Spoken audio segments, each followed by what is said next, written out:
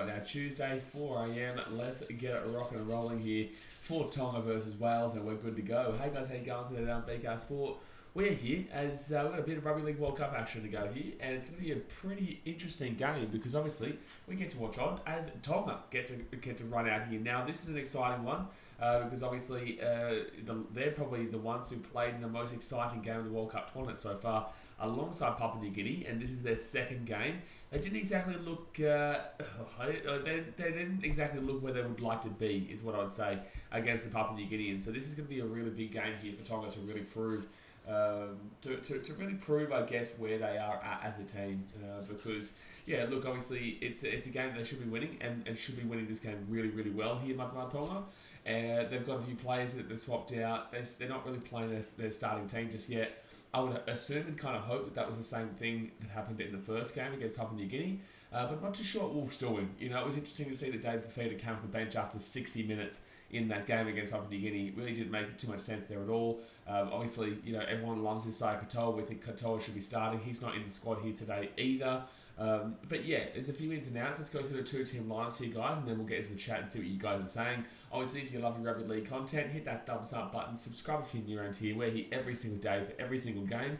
And it's time to get into Tonga versus Wales. So, for Tonga today, guys, Ben Murdoch-Masila, Connie Horrell, and Tessie New, they come into the team with Isaiah Katoa, Moses Suli, and Will Panasini coming out. You got Tessie New as the fullback today, with Daniel Tupou and Sione Katoa on the wings, Siasifa Thalakai and Conrad Horrell in the centres. Talatau Moan is the 6. We'll see how that goes, with Tui Mawala Lolahia in the 7. Like I said, I would prefer to see Tui Mawala Lolahia into that 6, Isaiah Katoa into the 7. It worked out well last week. I think it would work out well this week, but in the same sense, you need to rotate your players in the World Cup. You need to get things changed. And kind of give other rotations a little bit of a chance as well. That's exactly what I think Wolf is doing here today. You go into the front row is Adam Fanua-Blake with Moaki Whakaweka, and then Sonny Luke is the number 9. Felix Kafusi back row alongside Keon Klomatangi, so they've actually moved Klomatangi into the right positioning now. Okay, that's fine. Hopefully this is right, because these team lists have been wrong so many times that this World Cup so far. But yeah, Sonny Luke into that number 9 with Klomatangi and Felix Kafusi seems a little bit more reasonable. Still must be injured. He still must be injured, man, because I'm really confused why he's not playing at all. And then Siasia Takiaho is the lock. Tavita Totola, David Fifita, Talatau Kuala, and Ben Murdoch-Masila is the interchange, with Hamoli Olakawatu as the 18th man replacement. So yeah, solid team here for Tonga. Definitely not their starting team in my personal opinion, but I'm not too sure how Wolf's thinking, so maybe this is his starting team. I don't think it is though. Moving on to Wales now, you've got Dalton Grant, Gavin Bennion, James Olds and Carl Evans as the ins, with Ben Evans, Mike Butt, Roger Lloyd and Will Evans going out. Caleb Akins is the fullback today, with Reece Williams and Carl Evans on the wings. Dalton Grant and Elliot Keir are the centres, with Elliot Keir being the captain. Ollie Olds in the 6, Josh Ralph in the 7. Going to need to see a lot more out of them this week. Obviously, they took over the Cook Islands midweek. Didn't look great. Lost that game by 6. It was a very close game, but yeah, look, they need to. It was their halves that really lacked in regards to creating opportunities and distributing opportunities, and they're going to need to do a lot better against the Tongan team here, who are going to be really fired up. Obviously, you've got Anthony Walker and Gavin Bennion in the props, with Matty Fawcett as the number 9. Chester Butler and Bailey Antros back row, and then Joe Burke is the lock. Dan Fleming, Curtis Davies, Connor Davies, and Tom Hopkins are the interchange, with James Olds as the 18th man replacement. So, yeah, look, guys, I think this is going to be a pretty simple Tonga win here. They've got the team for it. Their forward should roll. I think that the biggest worry for maybe Tonga would be that Wales can still play. Like, they're not a team that's just going to get simply rolled. But then again, that was against the Cook Islands. I honestly think that Tonga should be able to put a really big score on here today. I think that even though Wales show that they have, you know, somewhat discipline and they have somewhat just the ability to kind of work through a game, that was against a team that was much weaker than this Tongan team. And, you know, the likes of Adam Fanua-Blake, Moaki Whakaweka, they should be really able to just burst through this Welsh team and create space, create opportunities, and, deliver on the promise that maybe Tonga might be able to win the World Cup this time out, because there's a big opportunity there. Obviously looking likely to play Samoa in the quarterfinals right now. If they win this game and then the next game, which will be against the Cook Islands, then Tonga will more than likely be taking on Samoa. And we also saw Samoa, they really turned it around yesterday or the day before. They absolutely killed it against Greece. So I know it was against Greece, but in the same sense, Samoa really did turn it around. So we'll be very careful. It's going to be huge quarterfinal if that happens. But guys, let's get into the chat, see what you guys are saying. Obviously, hit that thumbs up button, subscribe if you're around here. And like I said, we're here every single day. So let's get it. 4 a.m. 4 a.m. here. Let's get it. Anthony Manuel says what time it starts. It starts in 25 minutes, mate. It starts in 25 minutes time. So yeah, it should be interesting. I usually go live about half an hour early just to kind of get a bit of a chat going and see what you guys are saying. But yeah, it's also 4 in the morning, so it'll be interesting to see how many people do obviously tune into this one. I'm thinking, I guess in Tonga it is probably about, I think it's like 7 a.m. Over in Tonga at the moment.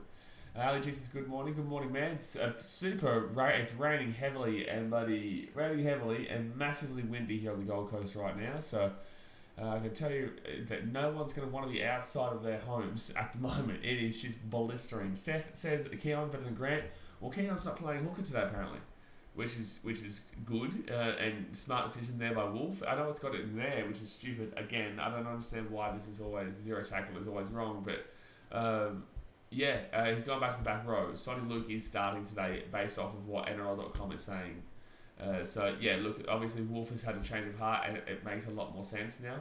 It makes a lot more sense because Koloamatangi is not a 9. Like, he's just not a 9. I don't know why he ever thought that was a potential. Losan boy, fanboy says, Mate Ma'a Tonga, cheer who? Exactly right, baby. I can't really do the loud cheer who right now because it is 4 in the morning, but... Yeah, look, like I said, man, I think this should be a pretty simple win for Tonga, and they'll be too fast here. They'll be too fast. You'd hope so. Like, I think that Tautau Moan is a very boring 5'8". I think it's a pretty boring half. I guess that's just a whole summary of the Dragons right now as a whole, and he's at the Dragons. So I would love to see him kind of have a big game here today to prove me wrong, to show me otherwise. He's had so much potential in the past. People have believed in him. They still do believe in him.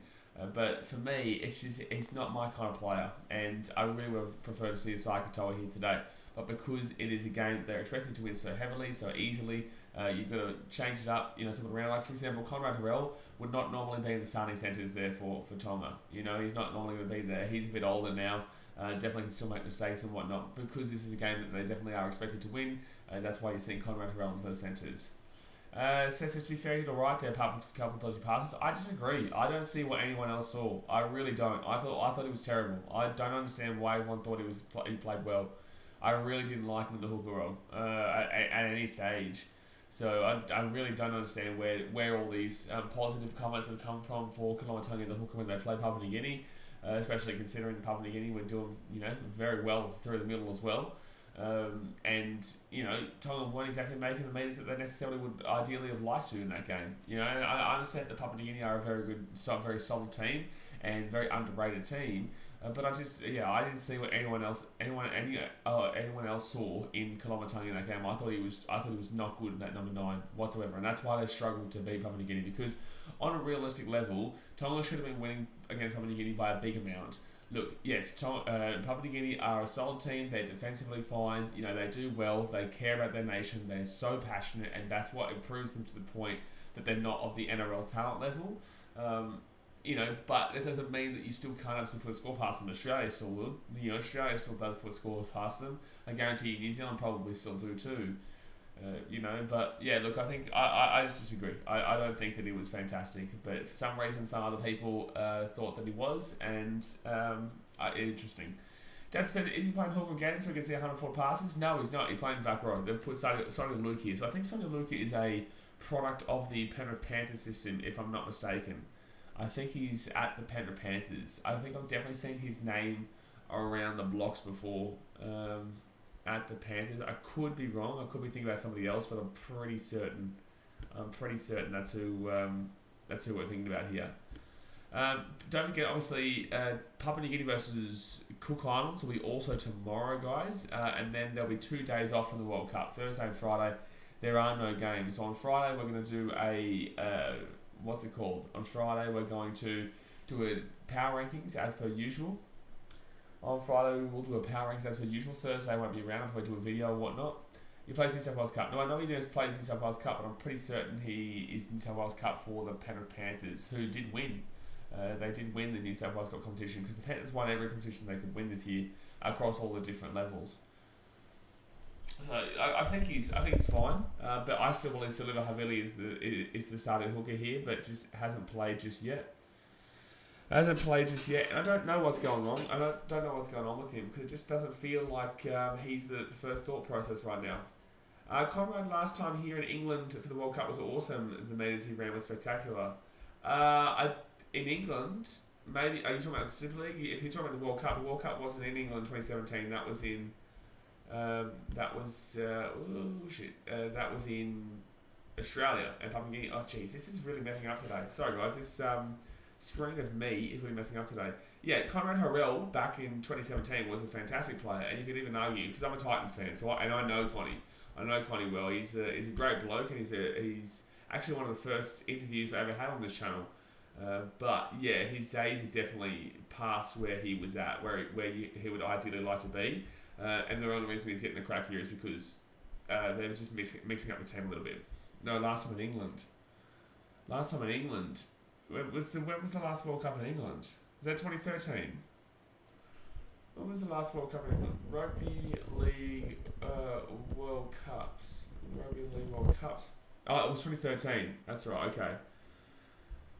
Was that in England? I think that was everywhere. I think that was England, Ireland, Scotland, Wales, and also France. I think they had that multiple. That's why I got confused. I'm pretty certain they had like 5 different places rather than just England. I think that's why I got confused. I think 13. Yeah, well that is 9 years ago though. You got to give him credit for that. That was 9 years ago. Obviously, a lot has changed in 9 years for Conrad Harrell, who is playing the Super League and does understand the conditions well. Does understand the fields well, is actually here playing at St Helens, so he knows his field well. Yeah, look, I would love to see a good Tongan crowd here today. Casey Badger is actually refereeing her first ever World Cup match, which is first female referee at a men's Rugby League World Cup, which is good to see. Hopefully she does the job. I don't really give a shit who referees games. All I care about is that they do their job. And yeah, look, obviously the referees at this tournament so far have been really, really average. They've been really, really average. So yeah, I just need her to buddy not be a muppet, which is what we've been saying all World Cup long. But then again, I think that the muppetry has really come from the bunker though. You know, the bunker's really been the one that's been the most disappointing so far at this World Cup. Guys, we've got about 60 people watching right now. We've got about 15 minutes to go until the game does start. Hit that thumbs up button and subscribe if you're new around here. Justin says, do you think they should have hosted this whole cup in the whole of Europe instead of just England? I would have preferred it. I think you probably would have got better crowds at, stadiums for the weaker teams like Wales and whatnot. For example, like England, they're obviously getting big crowds for themselves, but they're not getting crowds for anybody else. You take the Wales home games to Wales, that would have been different. Wales versus, the Cook Islands, Tonga and Papua New Guinea. Would have been bigger crowds. Obviously, Wales still aren't going to be winning their games, but you take it, they probably would have won that game against Cook Islands, actually. I think they probably would have won that game against the Cook Islands if they were at home. So it gives them a chance there, and it gives a more opportunity for crowds. And then you go to France, and France, they love their rugby union, but you still could see them maybe turning up for a rugby league game if France are playing. Who's their group? They've got England, they've got Greece and Samoa. So yeah, you keep England, give them their home game against France, but against Greece and against Samoa, you give the game into the Stade de Francais, and then there's another one there. Ireland, yeah, you could give them. Obviously, you can let them play out of the Aviva Stadium. Absolutely, let them play out of the Aviva Stadium. They've got Lebanon, New Zealand, and Jamaica, so that wouldn't come into, wouldn't mix up with anybody else at all. Like all the Northern Hemisphere teams are pretty much all in different groups. Besides that Samoa, besides that England and France group, everyone else is in pretty much different groups. So it would have worked out. Absolutely, it would have worked out. But in the same sense, it is what it is, man. We're already halfway through the tournament. We're nearly into week 3 now. Obviously, we've got 2 games left here of week 2. There's no point, going back and thinking, what woulda, coulda, shoulda. All I know is that we've got this World Cup here, and then in 3 years' time, we have the World Cup in France. And then after that, in 2029, I would assume we'll be back down here in Australia. Jason says Australia are the team with the second biggest crowds. But of course they are, because Australians, they're all in Europe. Like, we all know that heaps of Australians are in England right now, and they're always in England. You know, we've got a lot to do with England culturally and historically, and also we're the best team in the world. Like, we're the best team in the country, so of course they're going to have a lot of people there a lot of Australians in the country. Low Sam Fat Boy said that's silly to be honest. What's silly to be honest? What, having different countries host the different games, which is what we did in 2017, because Papua New Guinea hosted their games. Papua New Guinea had their games played at their home. New Zealand had their games played in New Zealand, and Australia had their games played in Australia, with most of the World Cup being hosted in Australia, but the games of the other teams actually went to their home nations. And I think that's a really good idea for, you know, when we do the next World Cup in 2029. I think that we have Australia have the majority of games, and obviously their games, majority of games. We have Papua New Guinea get their home games. We have Tonga get their home games. We have New Zealand get their home games. You know, Samoa even potentially get theirs, or Fiji get theirs. Like, it's not like it's impossible. And Tonga Stadium in Nuku'alofa, I think, has a capacity of about 13,000. So if you could improve that stadium capacity maybe by about 7,000 within the next 6 years or 7 years before 2029, maybe we could see a home game in Nuku'alofa for a World Cup, which would be absolutely insane. Lozan Fanboy says Tonga will never get to its home games. It's been spoken about, so that's not true. It's been spoken about before. I doubt that it is going to be, if they don't improve the stadium to about 20,000, but it has been spoken about. Same with Samoa, who's actually got a smaller stadium in Apia. But they do have stadiums that can be improved upon. Timo Sage says, good morning champion, how you doing? What do you reckon the score's going to be here today? You know, the reason why I say this is because there is a process being potentially put in place right now that would apply to all these teams getting their different home games and whatnot. You know, no one would have thought that Papua New Guinea would get to host their home games, but they did. You know, they did and they killed it. That's how everyone started to realise how big and how crazy Papua New Guineans were for rugby league.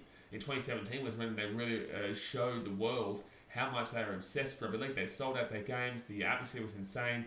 And Papua New Guinea, when they played at home, which is something else, man. Like, they were something else to watch. So, yeah, I could definitely see that happening. But you just need to improve the stadium sizes. Because, look, Fiji has a stadium size of about, 30,000 in ANZ Stadium at Suva? ANZ Stadium Suva capacity. Let's go have a look here. No, it's 4,300. Well, I don't know why I had 30,000. I meant 13,000. But 4,300. No, there's more than that at ANZ Stadium, sure. Yeah, 15,000. I was going to say, 15,000 people. That's right. Jeez. Yeah, 4,000. You wish 4,300 capacity at ANZ Stadium Suva. Yeah, it's 15,000. Yeah, loads of fanboy. Tonga home game is something else. Absolutely. That's what I'm saying. It would be something else, and you know, it would only be for 1 or 2 games. But the fact of the matter is that it would be an awesome 1 or 2 games there, just like we saw in Papua New Guinea. Tino says 66-4 to Tonga. That's what I think it'll be. I don't think that Wales should be scoring here. I think if Tonga want to be serious about winning the World Cup here, they have to be winning this game to 0. I don't think they should be. I don't think they should be conceding, mate. I don't think the Tonga should be conceding in this game. No way. I think they should be really locking down their defense. Yes, they've got good attack. Yes, they've got some really big forwards. But if their backline is worrying for me, and this is why I say when it comes to Tonga versus Samoa, is that Samoa actually have better backline, but Tonga has a much better forward line. So Tonga needs to really utilise that forward line to get in the advantage, so that the opposition backline doesn't have a chance. Because this Tonga forward line is arguably top 2, if not the best, because New Zealand's forward pack is actually really disappointed this World Cup so far. They've won their 2 games, but they've been severely disappointing for me, specifically their forward pack, who I thought coming into the tournament was the best forward pack in the competition. Maybe Tonga second and Australia third. I think maybe I'd even be happy to say Tonga's first, Australia second, and New Zealand's third now. Because, yeah, it's been superbly disappointing for me having to watch New Zealand relatively struggle when it comes to, you know, gaining the meters and foundation through their forwards. But that's just my personal opinion.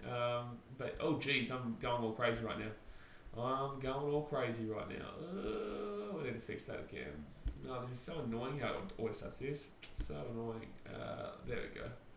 That's fine for now. We'll do that. There we go. Low Sound Fanboy says Connie's going to run a mark, especially here at St. Helens. That's what I'm saying. Yeah, he's definitely used to this crowd. He definitely should know how to utilise this stadium and this field. He definitely should know that. But he is also a lot older now. Jay Hayes says over 100 watching. Hit that like button, support the channel. Exactly right. 4:20 in the morning, guys. For me, I tell you what, it's not easy. I'm not usually an early waker. Usually when I wake up, it's like 9, 10 a.m. island time. But I know in the islands a lot of people wake up very, very early, but not when you're a tourist. Tino Sage says all the other teams have scored against big names, which is weird to me. The Greeks scored against Samoa, Jamaica scored on New Zealand, and Scotland scored on Australia, I think. No, they didn't. They lost 84-0. No, Scotland lost 84-0 to Australia. I don't think there's been many nil scorelines, and I said this throughout the whole game. I said Australia can't concede here. There's no way that Australia should be conceding here. But yeah, I guess if Italy scored against Fiji, Jamaica did score against New Zealand. It's a bit of a different contextual game, that one, however. Greece did score against Samoa through Ilias, which was fantastic. That's this round. I don't know. I think the first round we had no nil scores. Yeah, that's right. Yeah, no team was held to nil in the first round. So maybe you could be right, but it's not about that. It should be about other teams for you guys in Tonga. I don't think for Tonga it should be about other teams. It should be about we're not going to concede a try here today because we should have been conceding a try to Wales. They took on the Cook Islands. Cook Islands are not even close. So Cookies, good luck to them, but they're not even close to the likes of Tonga, Samoa, Fiji, Papua New Guinea. Maybe 15, 20 years' time, maybe they start to really energise themselves and revolutionise themselves in rugby league, that they can actually be a really solid team.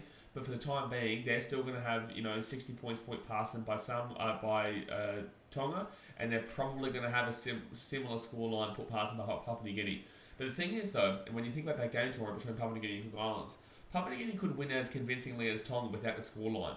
And by me, what I'm saying there is that Papua New Guinea don't necessarily score a whole damn well heap, but they will win that game convincingly. They could win that game by 20, but it feels like 60 because of the physicality factor and the strength factor and just how dominant they're going to be for me. So, yeah, don't expect them to necessarily win by 60, but let it feel like it was probably by about 60. What up, Doc says, want to see Sione Katoa score a highlight reel try? Be good to see. I don't think Sione Katoa had a good game at all last week. I thought he was really, really poor against Papua New Guinea, so he needs to have a really good game here. Yeah, he does. Low Sound Fanboy, and I know how he can be. I always rate him. If you guys are new to this channel, every single January and February we do a tier rankings, right? So we go through every position. So we'll go hooker, or halfback, or 5'8", front row, and we'll go through every single player in the NRL in their position and rank them in regards to all of them in comparison with everyone. And I'm always a big fan of the two wingers from the Sharks, the Cronulla Sharks, which is Molitalo and Sione Katoa. But yeah, Sione Katoa didn't exactly have a great year this year. Did get injured halfway through the year. Now he's obviously back, but yeah, had a really poor game in that. Week 1 matchup against Papua New Guinea. Low Sound Fanboy says Connie was key to Tonga's success past success. I guess they're seeing if he still has it. I hope so. I just think that he's still cracking on, so it would be disrespectful to not bring Conrad Harrell to this tournament. 5 minutes to go here, guys. 5 minutes to go until the game does get started. Hit that thumbs up button and subscribe. 5 minutes to go. But yeah, I think that they've just brought him because, firstly, he's in the Super League. He's in England. He plays in the Super League. This game is currently at his home ground in the Super League. And he's been a good player in the past, and he's done a good job for them in the past, and was very good for them in 2017, very good for them in 2013, as you mentioned. So, yeah, they're just with the national anthem of Wales right now. Jasmine says, Australia the only team to not concede. Yeah, the only time there's not been a score for an opposition team so far has been against Australia. I think Australia, it's nearly impossible for them to lose this World Cup. I think people ideally want to see another team win, but I can't see another team beating Australia. After watching every single game in depth so far, I can't see another team beating Australia. I can see Tonga beating England. I can see Papua New Guinea beating England. I can even see Samoa beating England in the revenge game. Also, I can see England making that final. But I just don't know if any team's going to be able to come up against Australia and beat them. Because right now, New Zealand have a lot of work to do as well. And I know Jerome Hughes, no Dylan Brown's been there, but they've still got a lot of work to do going into those finals to really adjust their process as well.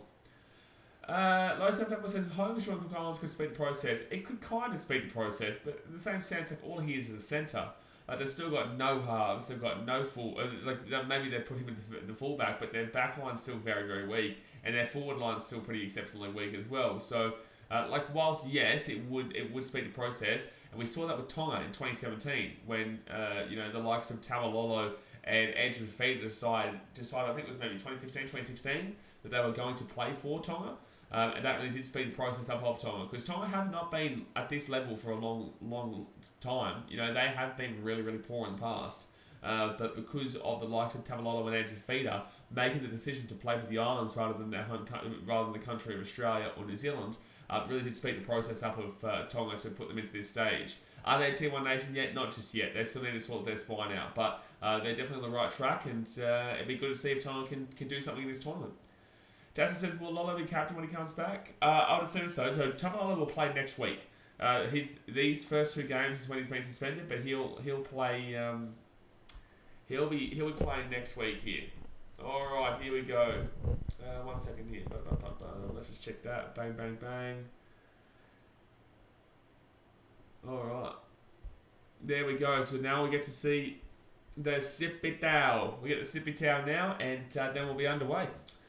Low Stuff Apple says New Zealand's average, Australia will most likely win. Absolutely. But then, like I said, New Zealand, they can turn around. They haven't had their halves so far. But it's just their forwards have been superbly disappointing for me, which has nothing to do with the halves. So if it was like the forwards were doing well, the backs were doing well, but they just weren't necessarily getting the opportunities, I'll be like, okay, it's because there's no Jerome Hughes or Tony Brown. But the forwards just aren't doing anything. Oh yeah, all the way in Greece right now. Hello, all the way in Zakynthos in Greece. It's 9:30 p.m. over there. Good to see that you're up and ready to rock and roll here for a big game here. You're up and ready to rock and roll for a massive game here for Tonga and the Welsh.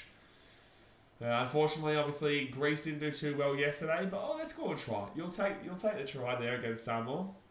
They wouldn't have been expecting to really do anything there. Big Bubba says, please. Let's go, Tamasi. Here we go. Here's the Sippy Tau right now from the Tonga. Dad says, for Australia, would you play Cotter or Collins? I'd probably play Cotter, depending on how his head's pulled up after that first game knockout, effectively. But yeah, Collins is still a very, very solid player. Very, very solid player. Seth says Greece tries better than all the Samoas. Yeah, I would agree. Yeah, Samoa's try was actually fantastic to watch. So look at Connie Harrell really get into it. You gotta love it, man. Oh man, I love the Huckers, man. You see players who really obviously care and give a shit about their country. You can see that Conrad Harrell is like fully into the Sippy Tau right now. You can see he's fully into it, and that's just it's amazing. I still wish there were better crowds. You bring us down to the Southern Hemisphere, we would have got better crowds. I know the 2017 wasn't exactly fantastic, but the World Cup wasn't too hyped up back then. The World Cup was very hyped up for this World Cup. It really, everyone kept saying, it's going to be the best World Cup ever, closest ever. I don't necessarily believe that's the case, but then again, the quarterfinals and whatnot will be very, very close when we get there. They will be very, very close. That Tonga Samoa game is going to be insane. England versus Papua New Guinea will be very good as well. Australia versus Lebanon, I don't think so too much. And then we've also got New Zealand versus Fiji, which will be a very good game. Fiji have made the last 3 semi-finals of the World Cup in a row. Don't think that they're done just yet. But here we go, guys. Here we go.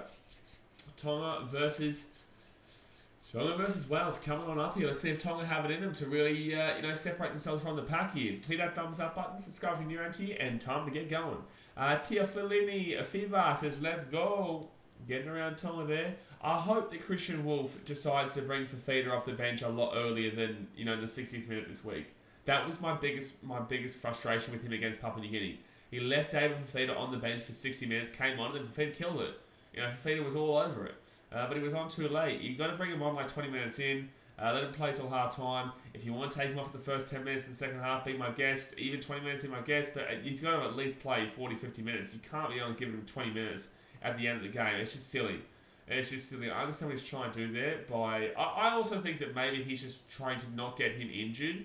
I think maybe Christian Wolf is just implementing him in games where he doesn't feel like David Fafita is going to get injured. But in the same sense, it's a real big waste, man. It really is. It is a big waste. Jasper says, do you think Fafita could be a good lock? I think it could be an unreal lock.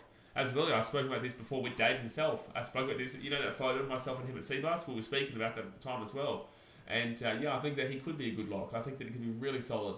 Obviously he doesn't mind a good offload, doesn't mind a good pass, but can run the ball really hard as well. Gets him more actively involved in the game as well, if he was playing lock. So, yeah, it's a definite big possibility there.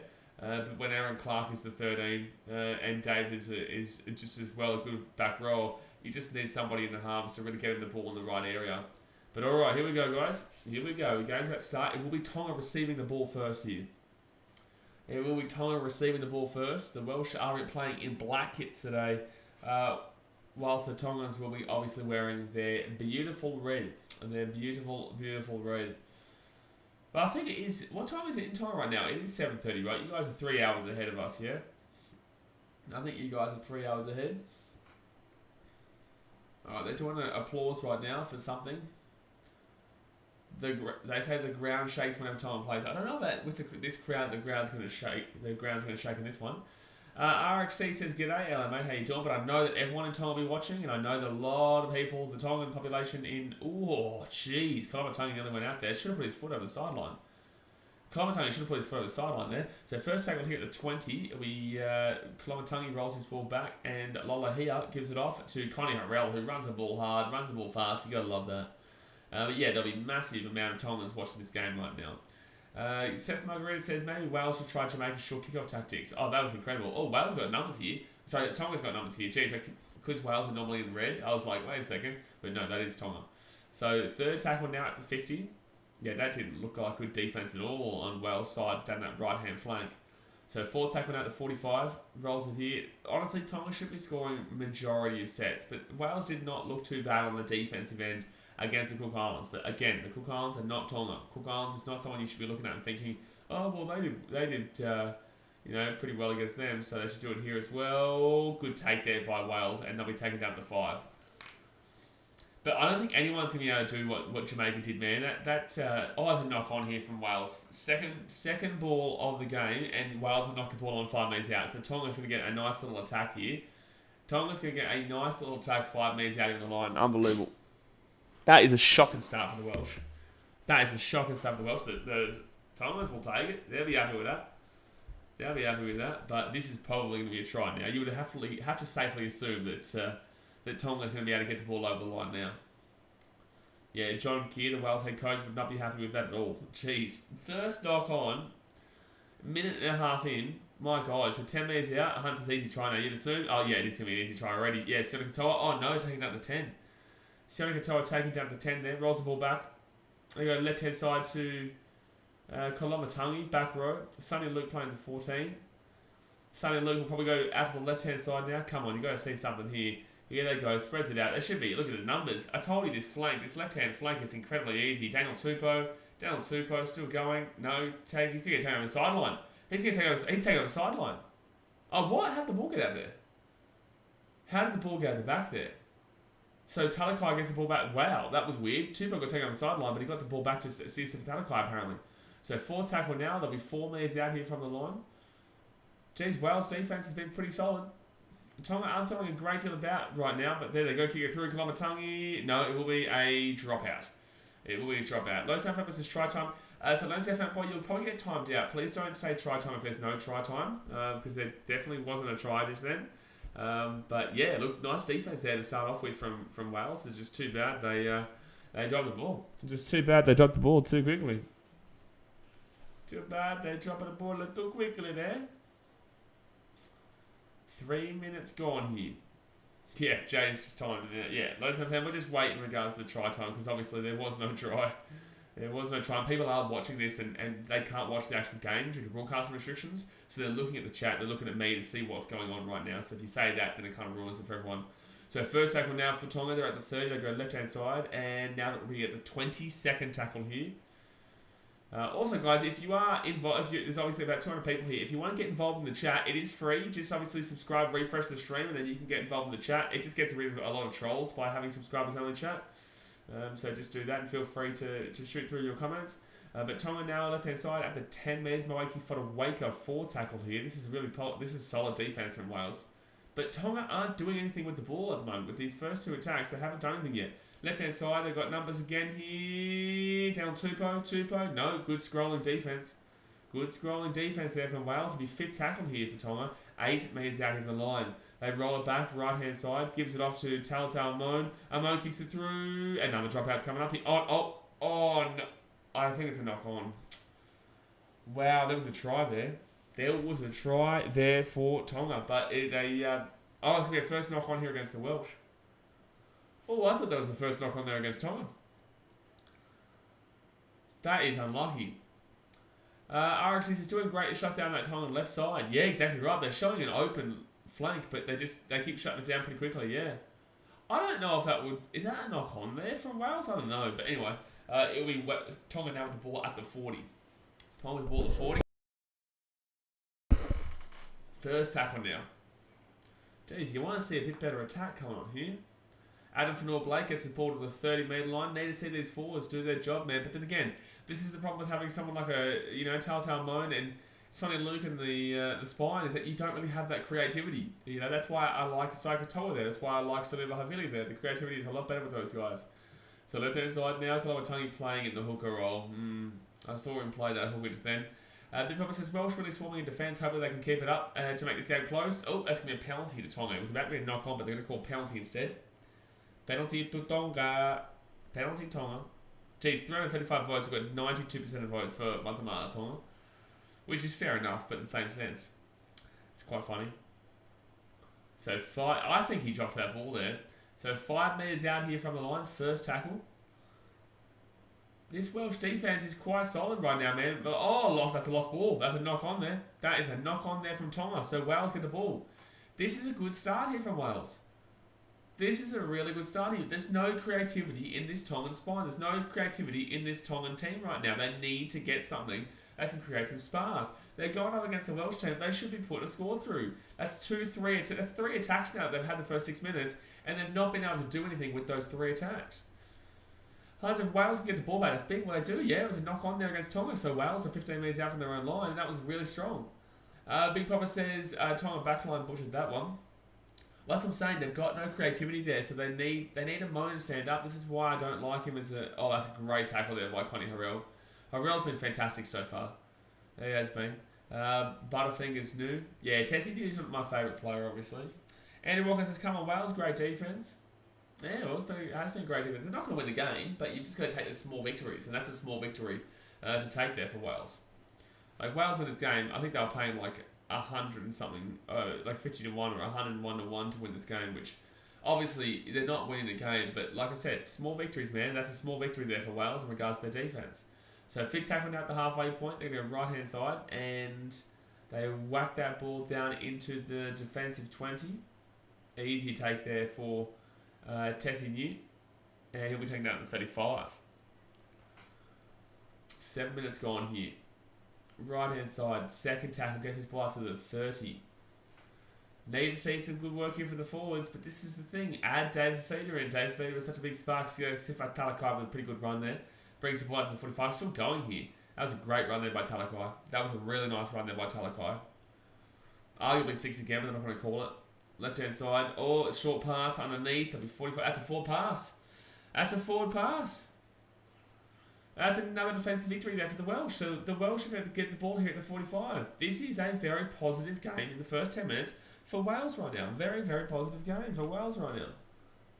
I don't think it was a knock. Oh, it was a knock on there. It was. Yeah. And that, again, that was a full pass moment for Blake. Sorry, I thought that was from Kalawatangi.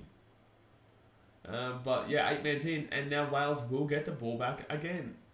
They will get the ball back again. Answers yes, good chance here.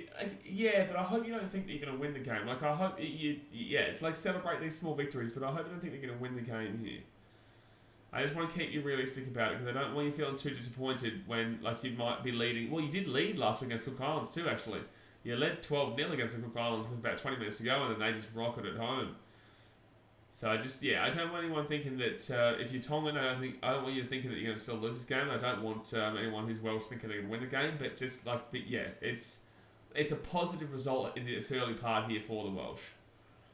RX is no get away with 4 passes this game. Yeah, they did in that Papua New Guinea game. So most people will be loving to see that at least they're refereeing it the right way this time. Right hand side here for the Welsh, and they'll be taken down to 10. 4 tackle now. 4 tackle, 15 metres out, spreads it out to the left-hand side. They'll be taken down at the 5. It actually says only the hosts are immune to 4 passes. Well, up until today, it was Tonga 2, but yes, absolutely. Only England are the ones who can get away with multiple forward passes, kick through, terrible kick from Wales. Shocking kick. That was a shocking kick from Wales there. Oh, it's a knock on there from Tonga. Oh my god. Oh, Sione Katoa, no. No, Katoa, no, Katoa, no. They can challenge this, but I don't think they're going to. Sione Katoa has lost the ball, so it's going to be a Welsh playing the ball here, 10 metres out of the line. Wow, Tonga have started this game really, really poorly. Guys, 10 minutes into the game here, 10 minutes into the game. Hit that thumbs up button, subscribe if you're new around here, but wow, Tonga are really struggling. Big Papa says, Wales not going to lie down and let Tonga steamroll them. Yeah, great effort so far, but also Mate Ma'a Tonga's spine not doing them any favours either. Their spine is so lacklustre. It's so lacklustre, man. Tessie New, Taltal Moan, Tui Mawala here, and Sonia Luke. So a very average spine. That's going to be a penalty into Wales. You couldn't argue going with the 2 here. Jasper says Katoa's been one of the worst players of the tournament. Like, yes, granted, but in the same sense, we've only seen 10 minutes of this second game yet, so let's be careful. But yes, based on the first game plus also the first 10 minutes of this second game here, I would agree with you. But there's still a long way for him to change that around, and he's a winger. He comes up against a team he should be getting some tries against, so there's still plenty of time in this game. Wales, close, 4 metres out of the line. Here come the Welshmen. Here they come. They're 3 metres out. They expect this ball right-hand side. It's going to be a try Wales. It's going to be a try Wales. Oh! I think he's been held up. Oh, that's so close. That's so unfortunate. They've been held up there. That was actually nicely worked by Wales on the right-hand side. But it's going to be a no try. It's going to be held up. Oh, that was so close. Wales aren't playing games. They're not playing games here. They did this with Cook Islands, though. They did. They did this with the Cook Islands and fell apart late. But no, this is this is a strong start. This is a strong start. And it's not like Tonga haven't had their opportunities. They've had 3 or 4 opportunities themselves.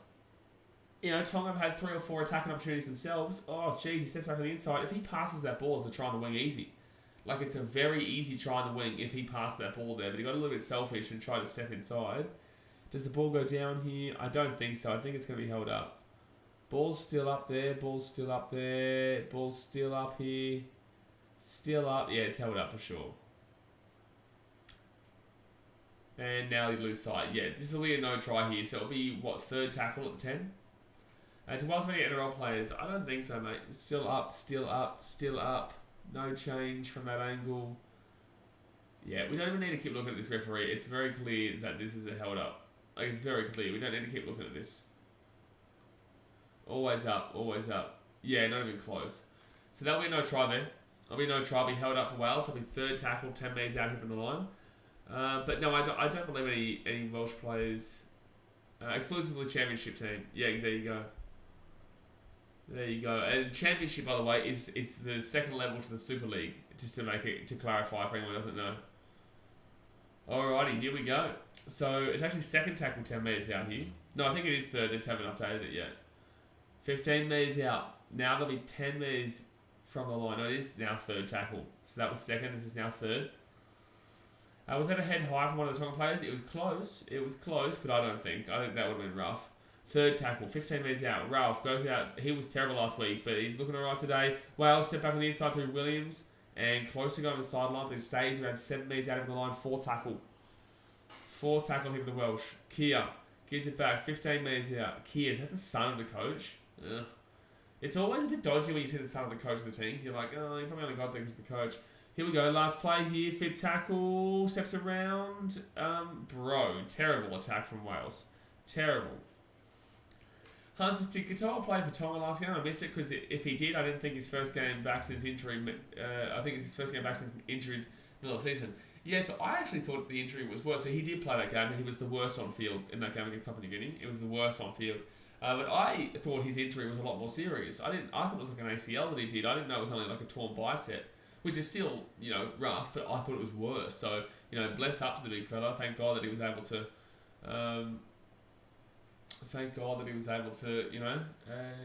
be able to play this World Cup, because it's a very proud moment for him. But yes, it's unfortunate that he had a really, really poor game against Papua New Guinea defensively and attacking-wise. Didn't really get anything going either. So 4 tackle here for Tonga. They'll be 40 metres out here from their own line. Adam Van Blake trying his best to get anything going here.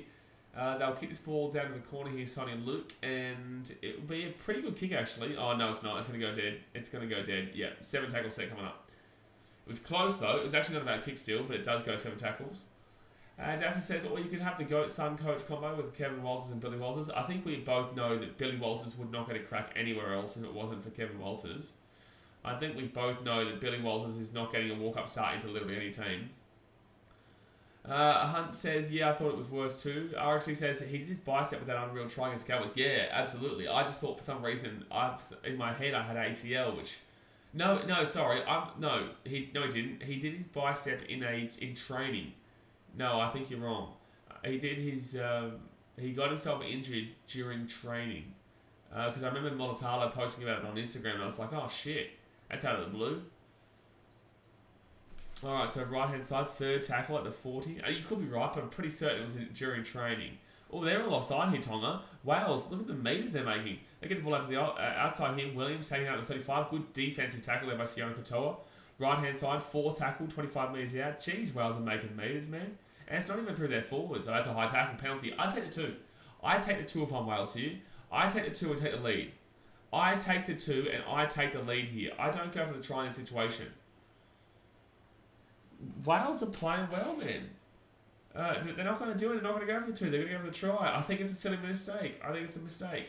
Adam Grace is who you tipping, also how much by. I was tipping Tonga by like 40-50, but now it's not looking like it. I still think Tonga win, but I was thinking by a big margin. But obviously Wales just are really solid defensively, but can't score because they just don't really have that much of an attack. Right hand side now, and the ball goes back. That's exactly what happens. It goes to the grass. Do I think Tonga has an actual good side? I think they have really good forwards, but their spine is very, very weak.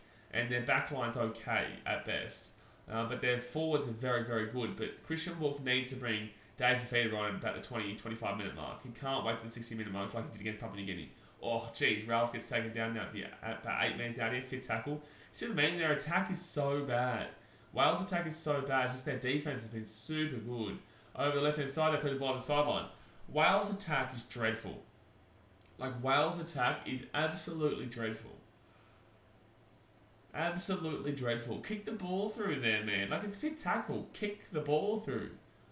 But instead they throw the ball over the sideline and it'll be Tonga's ball. Not the best play to Wales at all. Olds and Ralph last week were really average against Cook Islands, and they've started off very average here as well because both teams have had opportunities to score here. Tonga had 3 or 4 opportunities in the first 6 minutes to score, 10 minutes out from the line. Now, Wales are the same amount of opportunities, but they've not been able to score. And I think it really is coming down to this really poor attack that it is necessarily the Tongan defence. But 3rd tackle now, and they're 35 metres out here from their own line. Felice Kafusi rolls back to Sonny Luke. Sonny Luke to Amon, Amon to Talakai. And Talakai lost the ball, knock on it. And they're away here, Ralph back on the inside here. They're away. Wales are going to score a try. It's going to be 6-0. It's 6-0 Wales. It's going to be 6-0 Wales. Knock on there from CSC for Talakai, and Wales are going to score a try. Wales lead 4-0 with a kick to come, and it's going to be 6-0. Wow. Judges the upset. Oh, dude, it's looking spicy. Sid Fieldmaster says why they changed the halves pair. Sione Katoa making the same errors as last week. I agree, but it's because they thought that this was going to be an easy game here for Tonga. And this is a problem with island teams, right? Because obviously, I love my Fiji, right? Fiji in the Rugby Union World Cup played like this against Uruguay, if you guys remember, back in the 2019 World Cup. They thought they'd won the game early. They changed their team up quite drastically. The players laughed. They didn't care. They thought they'd already won the game. And they obviously lost that game against Uruguay. Massive upheaval and upset in that World Cup. One of the biggest World Cup upsets of all time. They actually lost that game, Fiji. I hope the same thing isn't happening here with Tonga because I don't really see them giving the same amount of respect to Wales as they should. We, as fans, are allowed to say you can win by 50, 60, 70, 80 points. But them, as players, they can't believe that. They have to go into the game thinking it's close. They have to go in thinking, they've got to really put on their full effort. And right now, we're not seeing that from Tonga. Right now, we're not seeing anything great from Tonga. And, the team list does suggest that. And the way they're playing is just really lackluster. So, yeah, look, we're only 17 minutes into the game. And Wales did this last week, guys. I just want to clarify. Wales did do this with Cook Islands. They led 12-0. But Tonga's not the Cook Islands. Tonga is not the Cook Islands. They should not be losing this game at any point. So there you go. There you go. It's 6-0 here after 17 minutes. 6-0 after 17 minutes. Tino says Wales not winning off one try. Come on, guys. It's not the point, though. It's not the point. They're not winning off that one try. But the start of this game is very, very telling. You know, it's still very, very nerve-wracking for Tongan fans to have seen the start of this game. Yes, look, the one try is not going to win this game here for Tonga. But it's a foundation and it's a proving point that maybe Tonga might not be playing at their best here today. Because I never would have expected Wales to be leading this game at any stage by far. No way. Tino says I'm not nervous. Well, you should be. You're not for this game necessarily, but for the World Cup. I would say you should be nervous. You know, because this is now 2 games now that Tonga haven't looked fantastic. They're very lucky to win that game against Papua New Guinea, and right now they're struggling to a team that were paying 201-1 to win this game, and also are filled with second division English talent. Second division. So that comment right there is very arrogant and very cocky. You should be, because right now there is a team leading 6-0 that is full of second tier English talent, compared to the Tonga team that has a heap of NRL talent. But then again, we all know that the weaknesses within this team. But comments like that are reasons why these teams lose, because like I said with Fiji thought they were guaranteed to win against the Uruguayans back in 2019. It didn't work out. Does Tonga win this game? Absolutely. I still have Tonga to win this game. But you're going up against an Australia, or an England, or a New Zealand, or even a Samoa with this team right now. You've got to be very, very careful, man. Very, very careful. You know, that's nearly a knock on there. Geez, Tonga going to be taken out at 35. Be very, very careful. You know, these games against Wales and Cook Islands aren't about seeing anything besides we're going to try and, get some chemistry going, some team chemistry, so when we take on the big teams, we know we can do it. Right now, do you know you can do it? I want you to ask yourself this question. Do you know, based on your first 2 performances, that you can do it against Australia? I don't think so. Do you have the team to do it? Potentially, but your spine, I tell you need a Sai Katoa. You need Siliva Havili.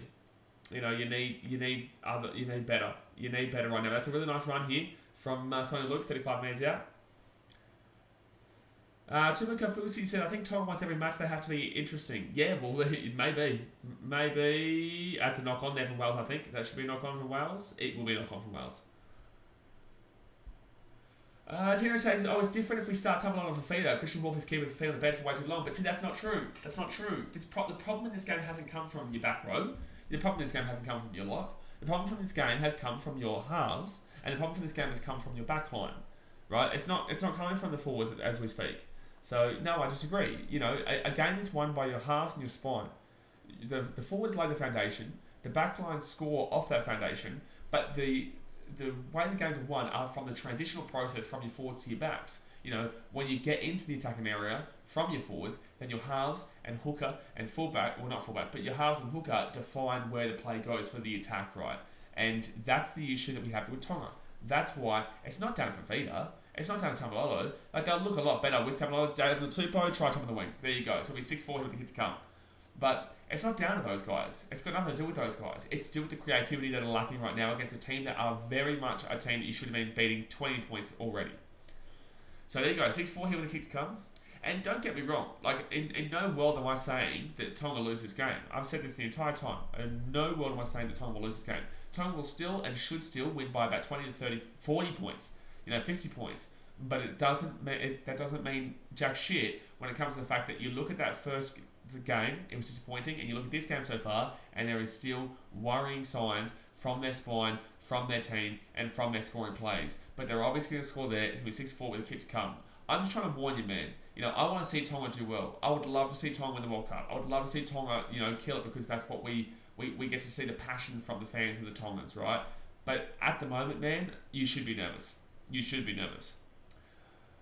Crazy Zealand says, awesome, the guy who scored wasn't even playing rugby league a year ago. That's crazy.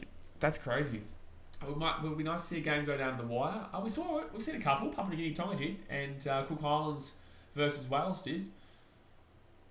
France and England might have if there wasn't a bad call. Hunts, the only team that can change their half combination is Australia with the origin halves. Yeah, absolutely. That's because of the depth, man. It's just the depth. Jack says, Tonga should finish this game easily. Most teams that have scored first end up losing, like Fiji, Lebanon and others. I agree. It's not the point, though. It's not the point. Like, we can ignore the elephant in the room all we like, guys. Like, if you want to sit here and pretend like there aren't issues, then we can do that. We can sit here and say, oh, there you go, Tonga scored, here they come. Which is obvious. Like, that's the obvious chat. But the reason why you guys subscribe to this channel, the reason why you guys listen to this channel, is because I'm going to tell you the truth in regards to my opinion, right? And if my opinion is not what you believe, that's your opinion, that's fine, you're entitled to it. But I'm going to say it how it is in my personal opinion. You know, I watch a lot of rugby league to have at least a decent idea about what's going on. And although you're not necessarily, he's missed the kicks, it will stay 6-4 Wales leading. Although you may not like to hear what I'm saying, and although you may not like to hear what I'm telling you, the fact of the matter is that it's just kind of a bit, at the moment, it's a bit of the truth hurts. It really is. In this game so far, and the World Cup so far, it's a bit of the truth hurts. But that does not mean that Tonga are out of the World Cup, and it does not mean that Tonga can't win this game. But it is just an observation. It's an observation right now that is worrying. And like I said, it's a comparative notion to Uruguay versus Fiji in 2019. Charlie Thompson says, Wales are part-time players mainly. As an Australian, every game we're getting more confident. Absolutely, Jasper. Absolutely, bro. Absolutely. You know, it's 100%. Alright, let's skip down to the front part here. Justin Sando, the big fella, says, Morning Blaze, hello champion, how you doing? RXC says, forwards win games, backs decide by how much. Bingo. Tino says, unless you tell me on Fafita who can break the line and run 50 to 80 metres to score, I know the warm-ups don't count, but did you see that game against France? Fafita got a hat-trick and a 6-metre try. So I've watched every game. I definitely watched that game. I streamed it live. Yeah, it was fantastic by Fafita. I know Dave. You know, I'm well in touch with the Gold Coast Titans, and I speak to Dave all the time. Great bloke. You know, I follow him very closely. I know exactly what he's capable of. But that doesn't necessarily, just because you've got a forward and a lock, does not mean that your team is now just the most unstoppable team. Your spine is where you're going to lose this World Cup. It's where you're going to lose this World Cup. But they're going to be massive additions that will help out dramatically. But your forwards aren't where you win games from. They lay foundations and platforms. So Wales catch the ball here 5 metres out. It's going to be a penalty here to Wales for offside, Tonga. John says, Mate Ma'a Tonga is the best. Good luck, man. Good luck. You ain't going to win a game from 2 players against the top side. That's what I'm trying to explain, Charlie. I don't think they understand that necessarily. Thank you very much for the $3.50 donation, love for you. Thank you very much. Says Wales till I die. Oh no, the Tongans won't like that. Justin Sanders says, crazy how 200 people are watching and only 46 people have hit the like button. So I think with that as well is that when you're, for example, when you're watching the Islander teams, a lot of people don't have YouTube accounts on the islands because they think that it actually you have to pay for it. I know this from Fiji. Fijians, a lot of Fijians think that they have to pay for an account, which is not true. It's free, right? To subscribe, it's free to watch the video, it's free to hit the thumbs up button, and it's free to create an account. But a lot of islanders don't understand that. So I don't know if that's the same thing in Tonga and Samoa and the likes, but I definitely know that Fiji is a big thing for this. So, and obviously you can't hit the like button if you haven't created an account. Tamalolo is back next week, John. He'll be back for game 3. He's suspended for this game still. Alright, so it's going to be 4 tackle now at the 45. Jackson's on the live ladder. Technically, Tonga shouldn't be in the top 2. They shouldn't have beaten PNG, in my opinion. Oh, I know. 5th tackle here, and 4th tackle. Wales get the offload. That was nice. Nice here from Wales, and they'll be 35 metres out here from the line. Tino says, I just pressed it now. My bad. Well, there's that too. It's a penalty. Wales are doing well here. Good man, Sage. Good man, Sage. Also, yeah, that's the thing. Like, people misconstrue what I'm saying here and think that I'm like having a go at you. I'm not having a go at you. I'm just responding to you. You know, that's the whole point of the channel, right? So it's good that you don't take offense to me saying like, you know, 2 players aren't going to change the team dramatically in the sense they're going to win games against the Australians and the New Zealanders. But you know, some people take offense and some people just realise it's just good conversation. Anthony Manuel says, "What's up, bro? When's the Cook Island game? Tomorrow against Papua New Guinea. It should be a big one. We'll stream it." So right inside here, Josh Ralph gives it off here to Caleb Aikens. You guys may know Caleb Aikens from back in the day at the Penrith Panthers. He played a couple of games for him.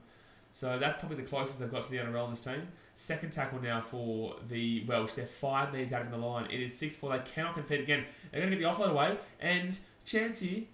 No. Taking down 1 metre out of the line.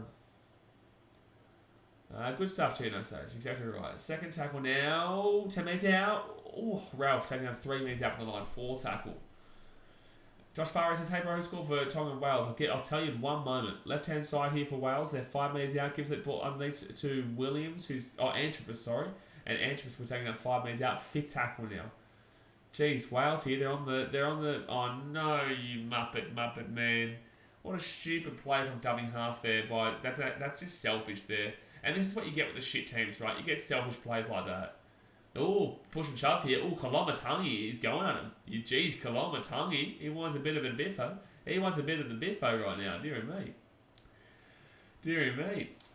So who scored for Tonga? It was Daniel Tupou who scored for Tonga. For Wales, I'm not too sure the name. I can't remember the name. But for Tonga, it was definitely Daniel Tupou. But yeah, a bit of push and shove here from the Tongan boys. Trying to, put some physicality into the game. Oh, jeez. He really got his head rocketed back when Mate Ma'a Tonga just shoved him just then. Oh, jeez, he got rattled, Antrobus. Antrobus' head just goes, woof, whack. Big Papa says, yeah, Caleb was a gun for Panthers before Edwards made that spot of his own. Yeah, Caleb Akers was okay. He had his games, for sure. So, first tackle here for Tonga, will be at the 10. Hunt says, last time I was in Fiji, I got to watch the World Cup with them. It was Australia vs Fiji. We drank so much kava. Oh, I'm so sorry. I've had too much kava in my lifetime, man. I've had enough kava to get me through the rest of my life. I lived on an island in Fiji, which was like a small island, a backpackers island. Ugh. Try being a 20-year-old dude on a backpackers island for like 3 years when you own the jet ski business, like your parents own the jet ski business. Oh my God. Stop it. Andrew Walker says, we don't know what to do on fit tackle. Absolutely you don't. But this is what happened. You shouldn't be expected to. So 28 minutes gone here, and we set restart here for Tonga. That'll be 45 minutes out of the line. John John says, is there anyone in the NRL that plays the Wales? Only Caleb Akins, who used to play in the NRL. No one who currently plays in the NRL, no. So second tackle here, 30 minutes out. Oh, Sebastian. Island culture, they don't care. Third tier. Oh, Sione Katoa. Oh my God, Sione Katoa. Sione Katoa should have scored that. That is 100% a guaranteed try. How has Sione Katoa dropped this ball? Sione Katoa's had a horrible World Cup, man. Like, Sione Katoa, he's having a horrible World Cup, bro. Hunt says their whole tribe came to resort just to watch. I love it, yeah. Seth Marguerite says, I remember back in 2019 when Penrith were playing Akins ahead of Edwards, far out time to change. Yeah, Edwards was the backup to Caleb Akins. But that was the last year of Penrith being at their average. That was the last year when they were average. Katoa, what's going on? Shocker. Yeah, he's been shocking, man. This tournament has really been poor. Oh, here we go. Wales get this ball out to the right-hand side. It'll be 30 metres out of their own line. Actually, on God, Tonga would be better off with you on that left on that left wing right. Oh, me on the right wing. Oh, yeah. Sione Katoa has been really poor this World Cup. Really poor, especially defensively. Oh, that's a good run there. Dude, Wales are actually playing well here. 30 minutes gone here, guys. 30 minutes gone. Hit that thumbs up button. Go and smack the thumbs up button and subscribe if you're new around here. Connor Davies comes on here for Benyon. Williams with a nice little scoot here. Oh, I couldn't get the offload away. That was a really nice run. 4 tackle of 30. They're making more metres than Tonga. Back on the inside is a good play. And they'll be 15 metres out here from the line. Fit tackle, 15 metres out. Fozzard goes right-hand side. Here's a little scoot. Chance here. Akins. It's fit tackle, bro. Wales couldn't... Wales don't know how to hold a... Run a chook raffle right now. Like, what the shit? Like, what are they doing? Kick the ball on 5th, bro. Anthony Manuel says, Cook Islands vs Papua New Guinea going to Tonga, up Mate Ma'a Tonga. Yes, obviously that game will be tomorrow. And we will be streaming. I'll be at 4 a.m. Well, I'll be streaming at 4 a.m. There'll be a lot of Papua New Guineans in the chat, man. So if you're going to Cook Islands, good luck. Hunt says, come on, Katoa, show the guys here what a shark can do, please. Yeah, well, Mulitalo's not done this much this World Cup either. You know, if you guys know, subscribed to my channel for a long time, you know I'm big fans of Sione Katoa and Ronaldo Mulitalo. But yeah, Mulitalo hasn't done anything this World Cup so far. I've had my beef along the sideline at Titans games with Mulitalo personally, but I love him. I think he's a great player. And Sione Katoa, he just needs to do a lot better here. Bolton says, I didn't expect Wales to defend so well this far. Yeah, they've defended really, really well. But it also comes down to the lacking spine of Tonga. It really does. You know, there's no creativity there. Tess says, imagine a PNG versus Australia final. Bro, we'll have 30,000 people in the chat. PNG versus Australia final will have... But the thing is, it's at a terrible time. It's at 2 a.m. You know, it's not the 4:30 a.m. game. At least the 4:30 a.m. game, people start to wake up at like 5:30, 6:30. But the 2 a.m. games, everyone's definitely well and truly asleep. But then again, I guess it is on the weekend, so... But there'll be like 20,000 people in chat. It'll be huge. Like, Papua New Guineans would go crazy. It's not going to happen, though. It's not going to happen. Papua New Guinea aren't making the final. So 4 tackle lead for Wales. They'll be 45 metres out in their own line. Wales and the power rankings be like, kind of. I think this is more about Tonga going down than Wales going up. I think this would be more about, but then again, they're not going to go down too much. I don't know how much changes based on this game. Unless Wales win. If Wales win, it'll change. But like that would be crazy because they lost the Cook Islands and then go and beat Tonga. That would be so weird. I don't think Wales will jump a crazy deal. They'll jump enough though. If they won this game, they'd jump enough. So David Feeder is on now. Hey, Christian Wolf learned his lesson. He learned his lesson there. So they'll be taking out the 36 again here for Tonga. Sorry, 40. And they'll get this ball now out to the 50. So it'll be second tackle. The cover will be going off. Your boy's on. My boy's on. My boy, he's on. He is on. Third tackle here. It is so funny seeing all this media nonsense about Dave, by the way. Like, I know Dave's staying. I know Dave's staying at the Gold Coast. Like, it's crazy to me, all this media nonsense. They really love making up a story, eh? It's like when Jaden Campbell... I actually spoke to Jaden about this, you know, and because I posted on my Instagram saying, like, this story's nonsense. There was a story saying that there are multiple clubs coming in for Jaden Campbell's signature. Oh, terrible pass there from Kolomatangi. Goes backwards, but still terrible pass. Dave Fafita doesn't know if it's a knock on. It's fine. You know, I spoke to JC about this, and there were so many media reports saying that Jaden Campbell was going to, you know, the Storm or all these other teams, and I said, Jaden, I don't believe this. Like, is this true? And he goes, no, it's not at all. Not a single team has come in asking because they know that I'm staying. Like, Jaden's a Gold Coast local. He'll always sound the Gold Coast. Oh, great take. That's an unbelievable take. That's an unbelievable take. Teen says Mate Ma'a Tonga, getting around Mate Ma'a Tonga. Sebastian says David Titans. Oh, that's the beauty of you know having a good working relationship with the Titans is that like I just know like look things can change and yes look the Dave situation can change where he's like oh maybe it might work out for me but at this point I know that Dave is not leaving like at this point Dave is a Titan. You know all his mates are playing with the Gold Coast. You know both of them are re-signed. Tino guaranteed will stay. Like Tino's going to be here nearly for his career. I don't think Tino leaves. You know, we've got a great young working team. Now we've got Sammy Verrills and Kieran Foran. You guys are going to see pretty quickly that Dave Fafita is not going to be going anywhere. That's a nice little kick there from Wales, and Tonga will get the ball at the 15. That was a poor set from Mate Ma'a Tonga. Am I behind? Because they've only got the ball at the 30 now for the first tackle. Oh, unless that last set. Yeah, no, that last set was. So Katoa, he gets the ball offload here, Lola here at the 40, Lola here at the 30, still going. Oh, tripped up last second, so close, gets the offload away here. It's going to be Tessie New. Tessie New still keep going, offloads it back to Wales. No Tessie. There's Jasper's boy there, Jasper 2019, he loves Tessie New. No Tessie New, that was silly. That was really, really silly. He made a great breakthrough and thought he had someone following up behind. It was actually a Welsh player who was following up behind. No. Chad says, do you think Brimo would leave to play fullback or will he stay on the Gold Coast for his career? Brimo will never leave the Gold Coast.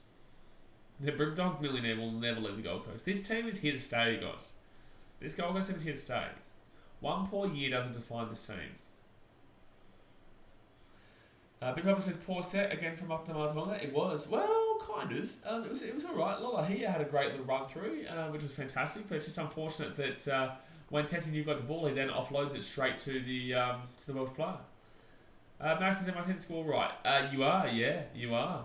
Yeah. Oh, was it a strip maybe that went?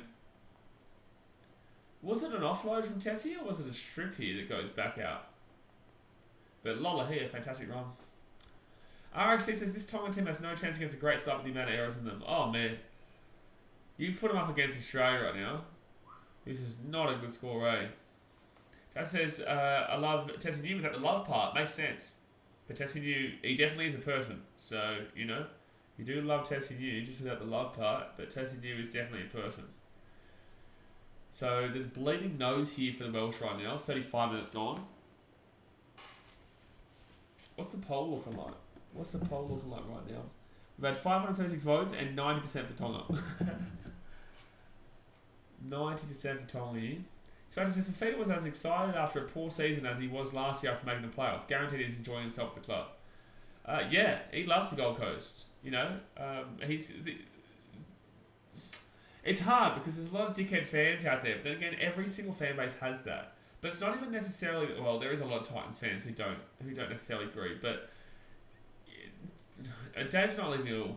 He's not leaving at all. Oh, that's a knock on there. That's a knock on from Wales. That's a knock on. Yep, that's a knock on. That's a knock on. So Tonga will get the ball here, 30 metres out of the line. So I see Jake Turpin left the Broncos. That's exciting. It's exciting for the Broncos. I wouldn't necessarily have the Roosters. Oh, there's no way they're challenging this. No, they're not. Oh, penalty? No, they're not challenging this, Wales. No, this is just a knock on here, Wales. What are you doing? You've lost your challenge here, Wales. No, this is not a challengeable. You don't challenge this, Wales. You don't challenge this. He's going to come down here and... No, mate. No, you're an idiot. You're an idiot. You're an idiot. You're an idiot. Oh! He might actually lose the ball. I thought he was trying to say strip. He might not actually lose the ball.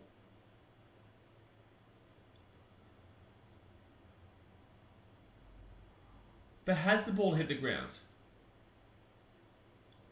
Oh, they've said that pretty quickly. So they've said the challenge is unsuccessful, but they said that pretty quickly. I didn't guarantee the ball actually hit the ground there.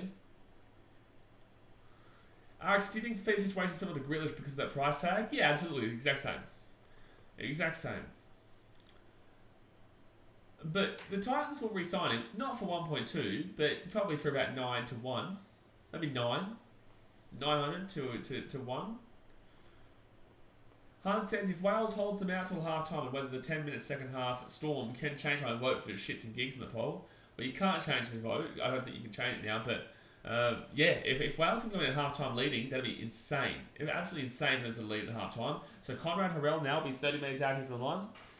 30 metres out here from the line. 6-4 is the score currently to the Welsh over Tonga. Left-hand side is going to be... who is that? Is that Cesar Fatalakai? I can't even see. Sorry, Ben Murdoch was still with the ball. So second tackle for Tonga. Kolomatang gives it off to Amon. Amon's done nothing in this half. Now it's Cesar Fatalakai with the ball. 10 metres out of the line. Wales' defence has been very, very solid. They don't want to be going behind before half-time. They've been so good so far. Right-hand side, gives it off to Kolomatang. Kolomatang with first backwards pass of the tournament. Gives it off to Dave Fafita. Dave Fafita, go Dave, go Dave, go Dave. And short of the line. I don't know. They're going to check the video ref here. Tackle 4, she's going to say try. She's going to say try here for Dave. She's going to say try here for Dave. Let's see if he gets there. I don't think there's guaranteed evidence to show that the ball gets there. But I hope he does.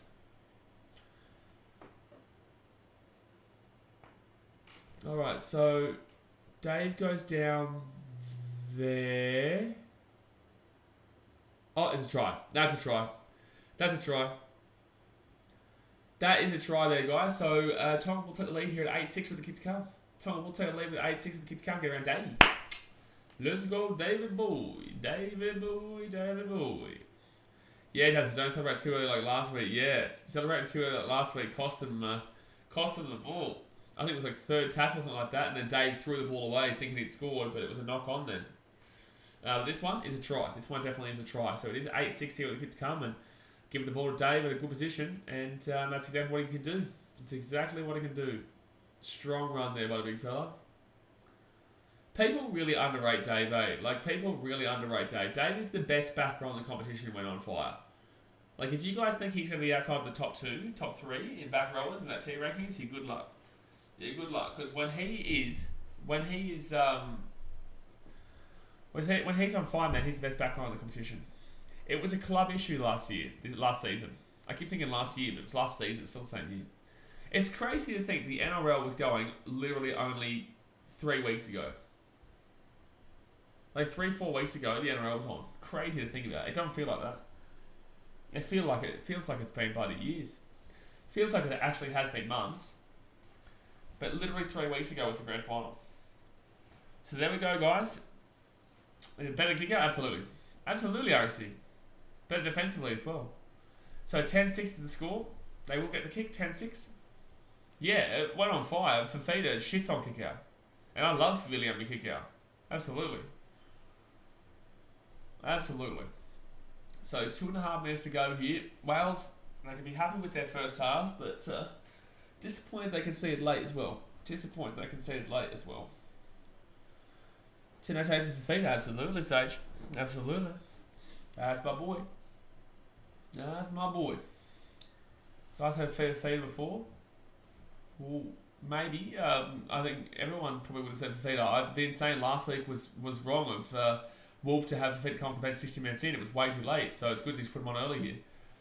I take multiple back rowers over Fafita. That's the silliest thing I've ever seen.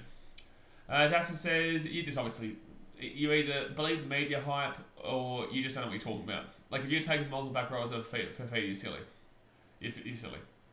Jackson says, it's been like 8 weeks for teams that didn't make finals. Yeah, I know. Yeah. Oh, I know as a Titans fan. And you should know as a Broncos fan. Big Papa says, Welsh halves letting them down, fluff some try opportunities. Yeah, absolutely. Oh, that's going to be a 6 again here for Tonga. And they're giving away a few 6 agains here, Wales. That's another issue as well. They're giving away a few 6 agains, which have been superbly disappointing. Alright, so Talakai will get taken down 35 metres out here from the line now. Second tackle at the 35, rolls out to the right hand side, gives it off to Lolohea to Dave, and Dave will get taken down at the 30.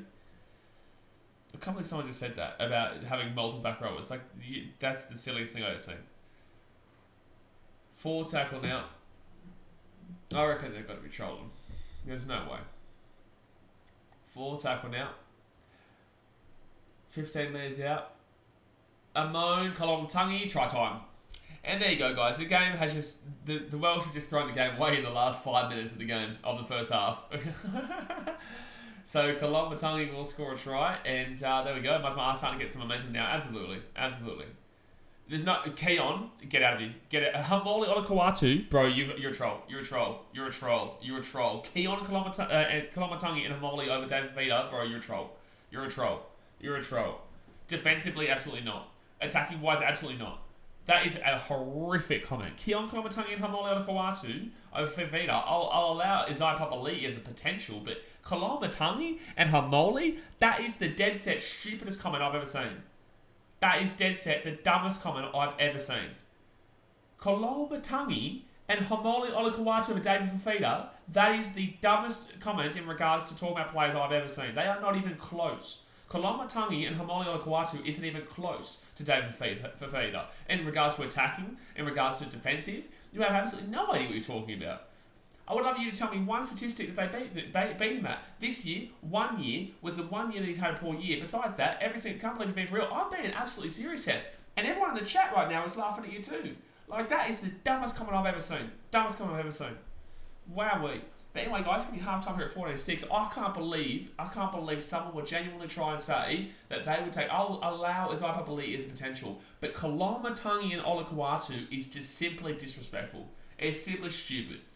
I'm sorry, Seth, that shows that you don't know what you're talking about. Defensively, their numbers don't even compare whatsoever to Dave Fafita. Go and have a look at the amount of tackles that Dave makes. Go and have a look at the amount of tackles that Kalongtangi makes and Olakawatu makes. Combine Olakawatu and Kalongtangi together, and you've still not got Dave's numbers. It makes no sense. Your argument makes absolutely no sense. Statistically, Keon's top 5. For errors, for dropping the ball, yeah. For dropping the ball, absolutely. Maybe for throwing the ball away. Maybe for throwing 4 passes. Maybe for letting tries in because his defense isn't that great. Do you have any idea what you're saying right now? Defensively and statistically, you are absolutely blatantly incorrect. Keon Kalongtangi allows in tries nearly every single week on his flank. Like, every single week he at least has 2 errors in him a game. He could be a damaging ball runner, and that's the reason why he's playing for Tonga. That's the reason why he plays like he does. But he's not even close to Dave. Not even close. Time out, Seth. You're trolling. He's trolling. Statistically, Favorite's better. Time out. I love Bo, but time out. You're stupid. RXC said Kalongtangi too lazy in defense compared to Fafita, and offensively doesn't suit him. Stupid. He's a troll. Sebastian says 14-6 is still an impressive half-time score for the Welsh. Absolutely it is. So it is half-time here, guys, at 14-6. Obviously, hit that thumbs up button and subscribe if you are new around here. Peanut says, go Tonga. Getting around Tonga, good on you, man. Charlie Tom says, how is Kafusi still playing? He's shit. Yeah, Kafusi, well, I wouldn't say he's shit at all. He's very experienced. Joy, that was a disappointing start for Tonga. Absolutely, Joy. But at least you're winning. But there is concerning issues, absolutely, Joy. There is definitely concerning issues with this team. Absolutely. No doubt about that. Jordan Purchase says, I love the channel. Keep it up, channel. I appreciate it, man. Thank you very much. Hunt says, harder for Dave to keep form. They mark up on him too good. People put shit on him for not injecting himself into the games, but he's an edge forward, and if the gap's not there because 4 players are defending your holes. So the thing is that you look at this year, and the team went too young and spine. There's a reason why in last season, before this season, Dave Fafita was clearing out the number 1. This year now, we've now got some joker saying Koloamatangi is even close to Dave. Like, that is a clown. That is a clown. That's just a straight up clown. Straight up clown. Based on 1 year where the entire club had a shambles, Dave Fafita's defensive numbers this year still guaranteed are better than Koloamatangi's. And we came 4th last. What are you going to blame Dave for that? You're going to blame Dave Fafita for that? There's no way. No way. Big Mama says, what this end game against Commonwealth is showing Mate Ma'a Tonga are still tier 2 level and will struggle to beat or even compete with Kangaroos. Yeah, I agree. Sebastian says, he reminds me of the bloke who said he's got more tries than him. Oh, that was terrible. That was Zach Lomax, wasn't it? I think that was Lomax versus somebody. Who is it? Lomax versus somebody else. Tubo Kafusi, I feel like Tonga and New Zealand have been underwhelming. Oh, Tubo, you're absolutely right. Yeah, New Zealand have actually been more underwhelming than Tonga for me. I think that if anyone's been the most disappointing team in the tournament so far, it has been New Zealand. I think that overall that team can be doing a lot better. Their forwards haven't been doing what I expected them to do. And yeah, they're a little bit behind what we thought they could achieve. So yeah, no, I think that you're absolutely spot on there. But in the same sense, they've had no halves. Dylan Brown and Jerome Hughes have been out in this tournament so far. Jerome Hughes didn't play the first game. Dylan Brown played the first game, but outside of that, they both didn't play yesterday at all. So that's sneeze. But comparatively to Tonga, who are changing the team out quite dramatically, but just their spine, man, just keep coming back to it. RC says he isn't the best back row. My favourite player to watch is Satilli at his best. He's unreal. Satilli Tupunuia is fantastic to watch. He did his ACL, didn't he? Otherwise he would have been. Isn't he Tongan? I think he might be. Well, he's definitely got a Tongan name. He is. He is born Auckland, New Zealand. Or maybe he's probably got Tongan descent or something like that. Let's go Wikipedia. Yeah, he's a Tongan international rugby league footballer. Yeah, no, I was right. Hunt says he's so big of a threat. A whole left back line marks David. It's crazy. It shows how powerful his running game. Oh, bro. That's why I got so passionate. So he just then, it's just like, bro, that's just disrespectful. It's just stupid. Like that person, Seth, obviously doesn't know what he's talking about. Obviously has no idea what he's talking about. Like you get people who watch a couple of games here and there and they think that they know everything about the game. And you're just like, bro, you look at any statistics and like I can't believe he just said Keon Koloamatangi is top 5. He has to be a Rabbitohs fan. Like he has to be a Rabbitohs fan because Koloamatangi drops like 2 balls a game. Koloamatangi is good for a drop ball. Koloamatangi can be a damaging ball runner, but he's not even on the same level. He's not on the elite level like Dave is. No. But Bobby says, love Satilli. Yeah, he's Tongan. Love for you says, Richard Koloamatangi's little cousin who wrote that. Oh, it has to be. Yeah, it has to be someone who is obsessed with Koloamatangi because it makes no sense. But then to even double down on that, he said Olakau'atu. Haumole Olakau'atu is better than Dave? Are you drunk? Olakau'atu, like at least Koloamatangi you could make you couldn't even make an argument for it, but you could make a hell of a lot more argument for Koloamatangi over Haumole Olakau'atu.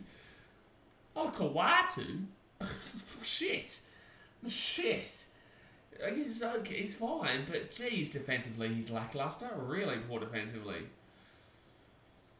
Big Upper says Satilli always gives 100, even as a non-Roosters supporter. Admire this week in week out effort. Absolutely, I agree.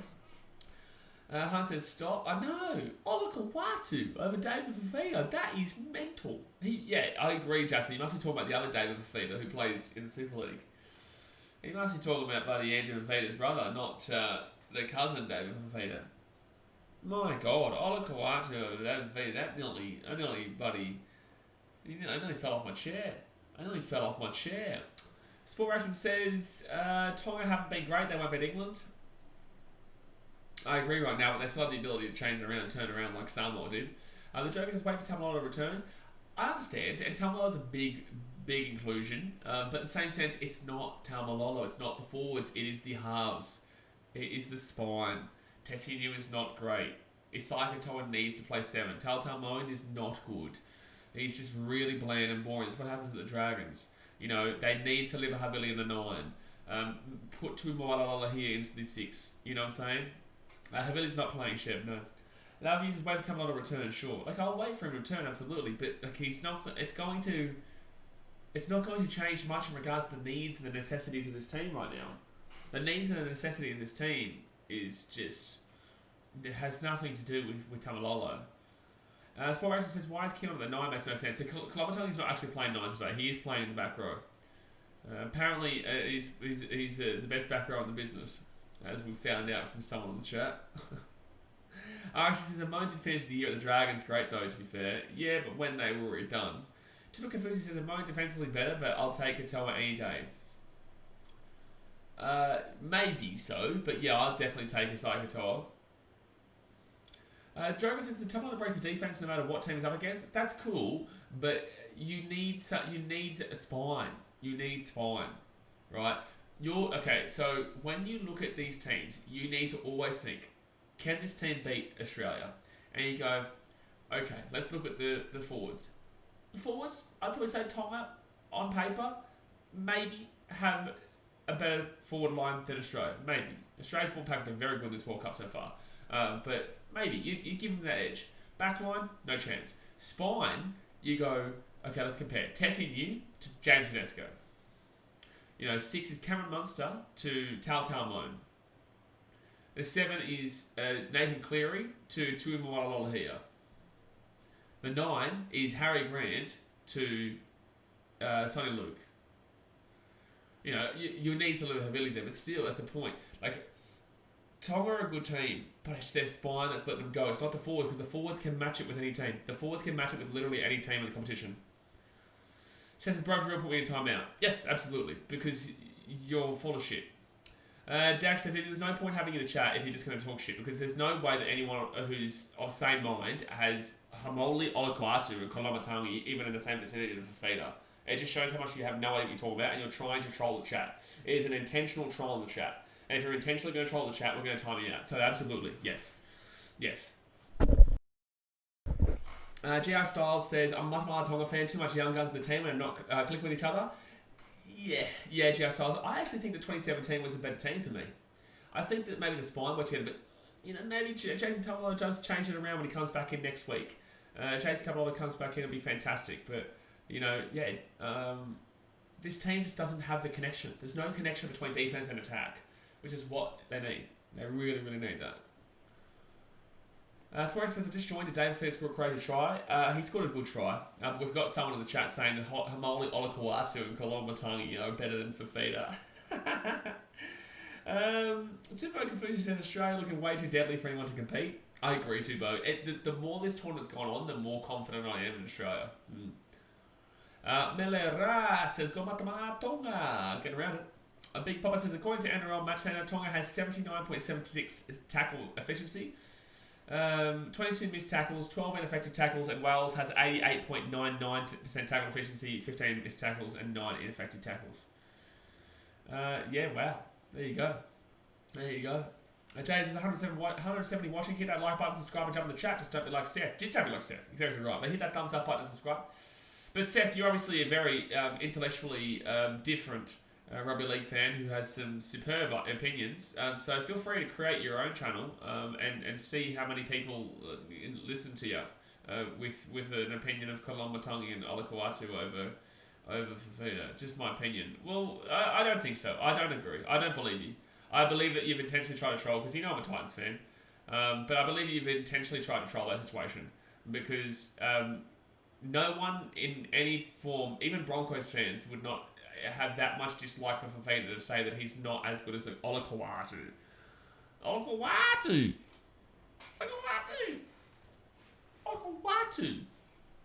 Jeez. It has happened before too, yeah, I know.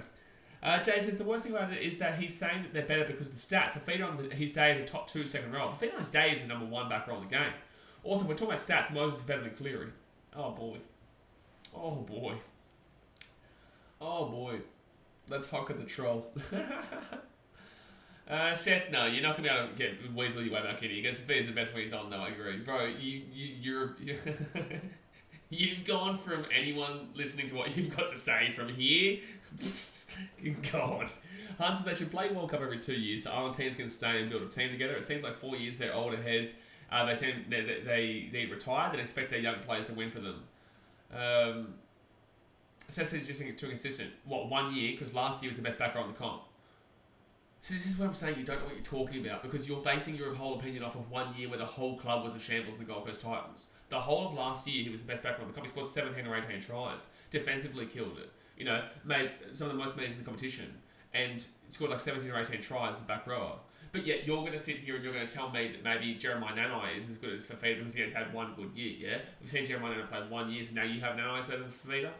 This is what I'm saying. You don't know what you're talking about respectively. You don't. Because you're taking 1 year and then trying to tell people and trying to put out there. And this is why I bite back at it. Because people look at the chat and they see what other people are saying. And when they see people say stuff like, Olakuatu and Kolomatangi are better than Dave Fafita, they'll be like, well, no, but maybe I should go and have a look. And then they go and look and they waste their time. And because it's not true. It's just like you're looking at 1 year and you're making an opinion based on 1 year. It's ridiculous. It makes no sense. That's why I bite back at this. Because it literally, you have no argument whatsoever. The whole argument is stupid. That's why we timed you out, because it's just silly. Okay, so both teams are out here for the second half here, guys. Both teams are out here for the second half. Hit that thumbs up button and subscribe if you are new around here. Get around it. But yeah, Hunt, I don't agree. I don't think they should have it every 2 years, but I understand where you're coming from. The next World Cup's in 3 years at the 2025 in France, which might be a little bit of a shorter turnaround. But I think it's because we do need to see a lot of these Ireland teams develop. They just need to develop a spine, man. And I think that's the issue. You know, if it wasn't for that, then we wouldn't be sitting here having these issues. Yeah, for the love of God, it's 5:30 a.m. I know, like, it's 5:30 a.m. We've got some people trolling. Like, there's no way I believe he's honest. Alright, let's move that down there. Peter's message, Fafita's kind of inconsistent, but I blame those inside of him on the field. That's a whole club issue at the Gold Coast Titans. The second half has started here, and here they go. Big Papa says Seth and his feelings. Oh, did Seth say something stupid, did he? Did Seth say something silly, did he? Oh, no. Hey, Jay, yeah, I can't click on it. Jay, can you message Discord to let me know what he said? Did he insult me or something, did he? Oh, man. Would you say Nanai is the closest player to Dave in terms of play style? Absolutely, yeah. In regards to play style, yeah, absolutely. And Nanai has the ability to be above Dave, but he's not there yet. So third tackle now for Wales, and they'll be at the 40. No, they get the ball offloaded here. It's still third. It says fourth. Oh, no, apparently this is fourth. Okay, now it's fifth at the halfway point. I'd love to see what old mate just said. How funny. Dad says, I really want to see Nines come back in the preseason. I would love the Auckland Nines to come back. Oh, Seth called the chat incels. Oh, one little soft cock, okay. He's obviously tried to troll and it's just not worked out, and now he just feels stupid. So second tackle now, they'll be at the 45, 48. They'll go left-hand side here. Oh, Seth, cry me a river, little boy. Cry me a river, little boy. So fourth tackle now to get this ball to the 30. It's not your opinion. I know it's not. Lau for you says Dasmate is the channel's devil's advocate. He's little unbannable. Yeah, he does it. He's fine though. Like, he's different. He does it and he knows how to not do it with bad intentions. So Tonga here, 15 metres out, right inside testing you. Dave Fafita offloads the ball, and unfortunately the fifth tackle, it will be a switch over. Yeah, Dasmate, he will, when push comes to shove, Dasmate will come out and he'll say that he's obviously joking. You know, like, you won't have to push Daz too long. Like, because people all the time, they'll go like, is Daz serious? And Daz will go, no, I'm not serious, you muppet. Like, like Daz is different. People like Seth, that's not the first time with Seth. That's why I knew he's trolling as well. Chuck down says, Jay, a bit wet down the far right south coast, mate. It's windy and rainy. Really bad on the Gold Coast. So, first tackle here for Wales, and then get this offload back on the inside. Oh, huge hit there. And they'll get this ball to the 30. I reckon if you had to choose between Auckland Knights or Magic Round, who wins? Oh, Magic Round wins. Magic Round wins. If you want to take Magic Round to Auckland, I'm all for it, but I just don't think the crowds are the same. I don't think you get the same crowds. But I'd love to see it. Can we trade News for Brimo next year? Tessie News not with you guys anymore, is he? Oh no, sorry, I'm thinking about the other fullback. I'm thinking about the one that went to the Warriors. His name's on the tip of my tongue. I can't think about it though. Not good for driving. It's not good for the old driving. The old road. Second tackle now. Sione Katoa brings his ball to the halfway point. Left hand side. Yeah, Timon Martin. I keep forgetting his name. But then again, there's so much that I have to talk about that I do when it comes to names. That's why I asked you guys in the chat. But right inside now. But yeah, no. Brimo would never go to the Broncos. I can guarantee you that much. I can tell you that much. Brim Dog Millionaire would never go to the Broncos. Dave Fafita here, taken down about 13 minutes out of the line. Fit tackle, they roll it out. They go short side. No, Conrad Harrell. Wrong play. Katoa now back to Dave. Dave's going to run it here. He's going to run himself. He's going to be 3 minutes out. Set restart. Oh, Wales on fit tackle. Set restart. 5 minutes out. That's not the play, Wales. That's not the play. So 3 minutes out here. Left-hand side gives it off. And step inside. Tavita Totola taking down 3 minutes out. Totola's also a bit of a weird one. I've never really rated Totola as much as some people do.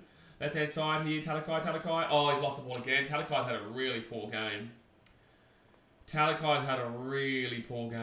Hunt's been in more games in the country, but I know the clubs hate it. Absolutely, bro. One of my favourite trips ever was when I went on...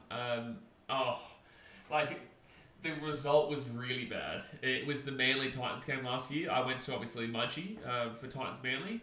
That was one of my most favourite trips with Rhonda. We went out there. She came down from Newcastle area. I came from Sydney. And we drove out there, and it was an amazing time out there. I loved it. I'm really, really begging and praying that we have Manly and Mudgee, or we have a game out in the bush somewhere, because that was a really fun experience. Even though we lost 36-0, and we were expecting to win 36-0 that day, and we lost 36-0, that was the first game for Tom Trebojevich's big year. So it was a long trip out. I got up at 3 in the morning to drive out for like 7 hours from Sydney or whatever to Mudgee. It's slightly raining. It was beautiful, but slightly raining and whatnot. And I get out there and, amazing time, but damn, that result was bad. And Manly fans are pure dog shit as well when it comes to, you being an away fan. They're not the worst. They used to be the worst, but they're not the worst anymore. It was a great game from Turbo, actually. That was the first game of his big year, 2020. So we were the first of many to experience the Turbo Nation there. Jack says, in my opinion, Nathan Cleary is the worst halfback in the game, and Jake Carter is the best and is the GOAT. But see, that's obvious, Like, that's an obvious one. That's why we don't take offence to that. And they'll kick that ball down to the corner. And that'll be an easy one for Daniel Tupou. Brings it back to the 40, 45, to the 50. And now into the attacking half. Largan Ball says, I feel Talakai's been overrated this season. Like, he seems like a good player, but people praise him a bit too much. It's because of that Manly game. It's because of that one game against Manly where Manly were horrific at the time.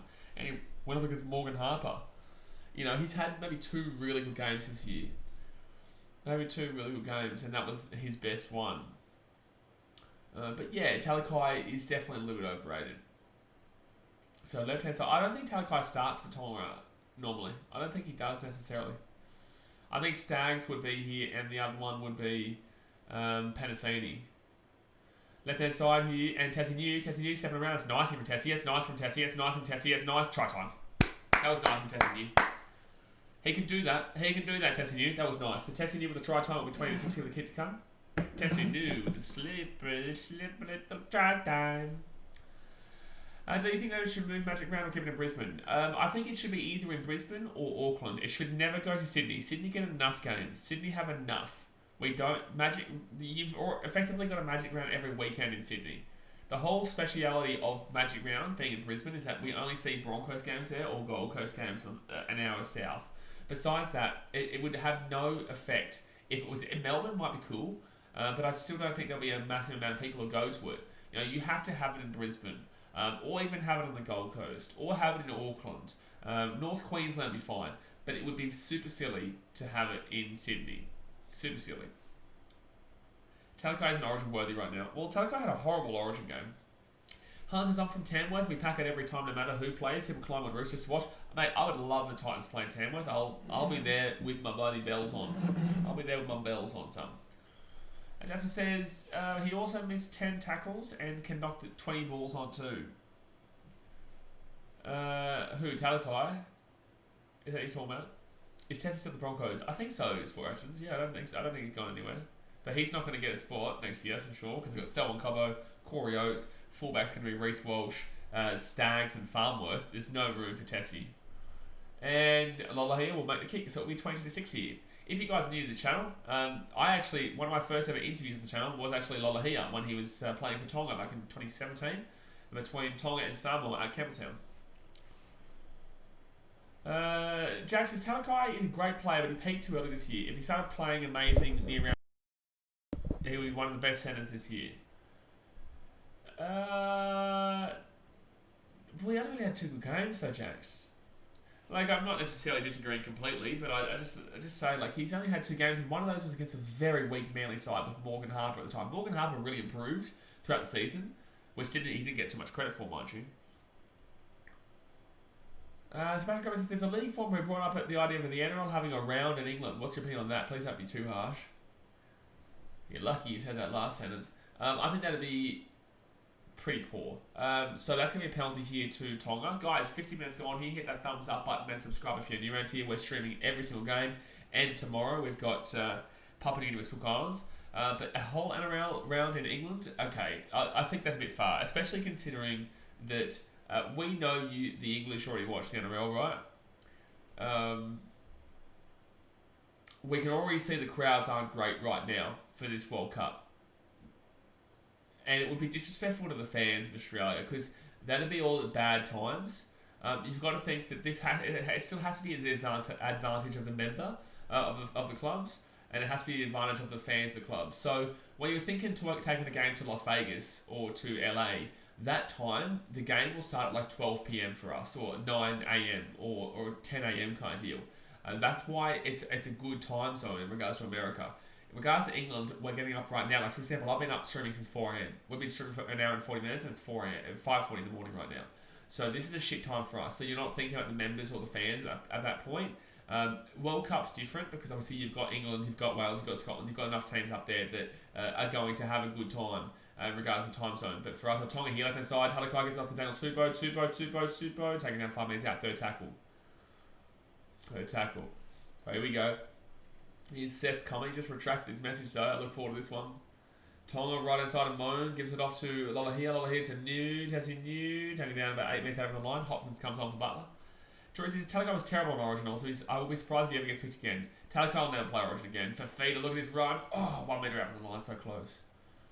Obviously they say that it could help advertise the sport more to English people, but it just doesn't seem right, does it? It won't happen. Lolohea. Ooh, this is close. I don't think he gets this. I think this is winner try. Jason, I think New is a decent centre where he grew up playing. He's just not a fullback. Well, he can't play centre for the Broncos because they've got Staggs and Farmworth, unless you don't believe in Staggs, because Farmworth has locked it up. But Staggs has such a big X-Factor ability. Big Papa says, they cost alone would be too much for the NRL. They're taking out in profits. Oh, absolutely. So Tuamua here goes over the line here. Let's see if he puts the ball down. No, that's going to be held up. Yeah, he's going to be held up there. And he's actually arguably lost the ball. You should say this is a knock-on here against Lolohea too, mind you. Says it just came back from watching Fafita highlights. The fact that you've had to go and watch highlights just shows exactly what we need to know. The fact that you don't know, well, no, let's see what he has to say, Jack. Don't tie him out or hide him at the moment. Let's see what the big fella has to say. But it's like, the fact that you have to go and have a look at highlights to have an opinion probably shows you don't really know what you're talking about. RXC says Staggs defensively is that guy. Yeah, Staggs can be that guy. Sometimes he can also be pretty average, but defensively he's very good. But I'm interested, Jay. Sebastian says, actually, it was like a school exchange ideology. NRL and Super League swapping venues for a weekend, that's what it was. Mate, you get no one going to the Super League games. If they think that the NRL fans are going to go to the Super League games, you wish you're dreaming. Even St. Helens versus... Who's the big two over there? St. Helens and... What? Huddersfield? Or St. Helens and Wakefield? Who's the big two teams over there? I know St. Helens is one of them. Or maybe Leeds? Leeds, maybe? St. Helens and Leeds? You wouldn't pack that out. No way. But you'd pack out Panthers versus Warrington. There you go. Actually, you wouldn't... No one would go. But you'd pack out... what's it called? You'd pack out Panthers versus Roosters or Panthers versus Storm. Brunswick says, sorry for lateness, public transport's a joke. No, it's a bit of a joke. It's a bit of a joke. So third tackle lead. Well, Wales were leading this game 6-0 at one stage and 6-4. So you missed out on Wales actually looking pretty good at the start of the game, but obviously Tonga have turned it on to take the lead now. They're taking one game with the USA apparently, Jasper. We spoke about this quite a bit actually on this channel recently. Or apparently they are. That time in the morning. So second tackle now. They were thinking to put the grand final in the USA. No, they were not. They were never, ever thinking about putting the grand final in the USA. It was round one. ever. Fourth tackle now for Tonga. They'll be 30 metres out of the line. That would be the most stupid thing I've ever seen in my life, to put the grand final in the USA. Do you know how much money they would not make on that? Like, knock on. They would lose so much money on that. So much money. So it will be Wales ball here. A mistake from Tonga. Too many mistakes in this team, man. Too many mistakes in this team. Amon gets back to Lola here, out back to Tessie New, who knocked the ball on. PC says grand final in the USA. The amount of money they will lose on that is ridiculous. RC says, do you reckon Reece Martin can go the entire tournament perfect from the boot? I hope so, man. I think he's already broken a record, so it'd be great to see. It would be absolutely fantastic to see. Cessus, does the World Club Challenge still exist? Good of you to move on. Does the World Club Challenge still exist? It does, but just because of COVID, the last couple of years, it hasn't gone through. I'm assuming. The World Cup Challenge is a bit of a farce anyway. The NRL doesn't care about it. Super League does care about it. Super League started by then. And it's always in England too, mind you. Oh, they're away here, Wales. Taking up to 45. It's a bit of a farce, but I think it's because of COVID, yeah. Lone Ball, Big Papa says, think you've confused that with State of Origin in the US. Oh, how should that be? That's a knock on there from Wales. That's a knock on. Lone Ball says, no, it was the grand final. It definitely wasn't the grand final. I don't know who's told you this. Your friend is having you on. Because there would never have been an official NRL source or even an article that would have explained the NRL Grand Final has possibility of going to the US. Because one, they would lose so much money. Two, no one would give a shit. Three, it's so disrespectful. So disrespectful to the fans. Like, that would be horseshit. I would blast the NRL publicly for that. That would be the most brain-numbingly dumb decision I've ever seen in my life, to see the NRL take to the USA. You're saying to fans, like, for example, what if it's the Titans versus the Canberra Raiders, right?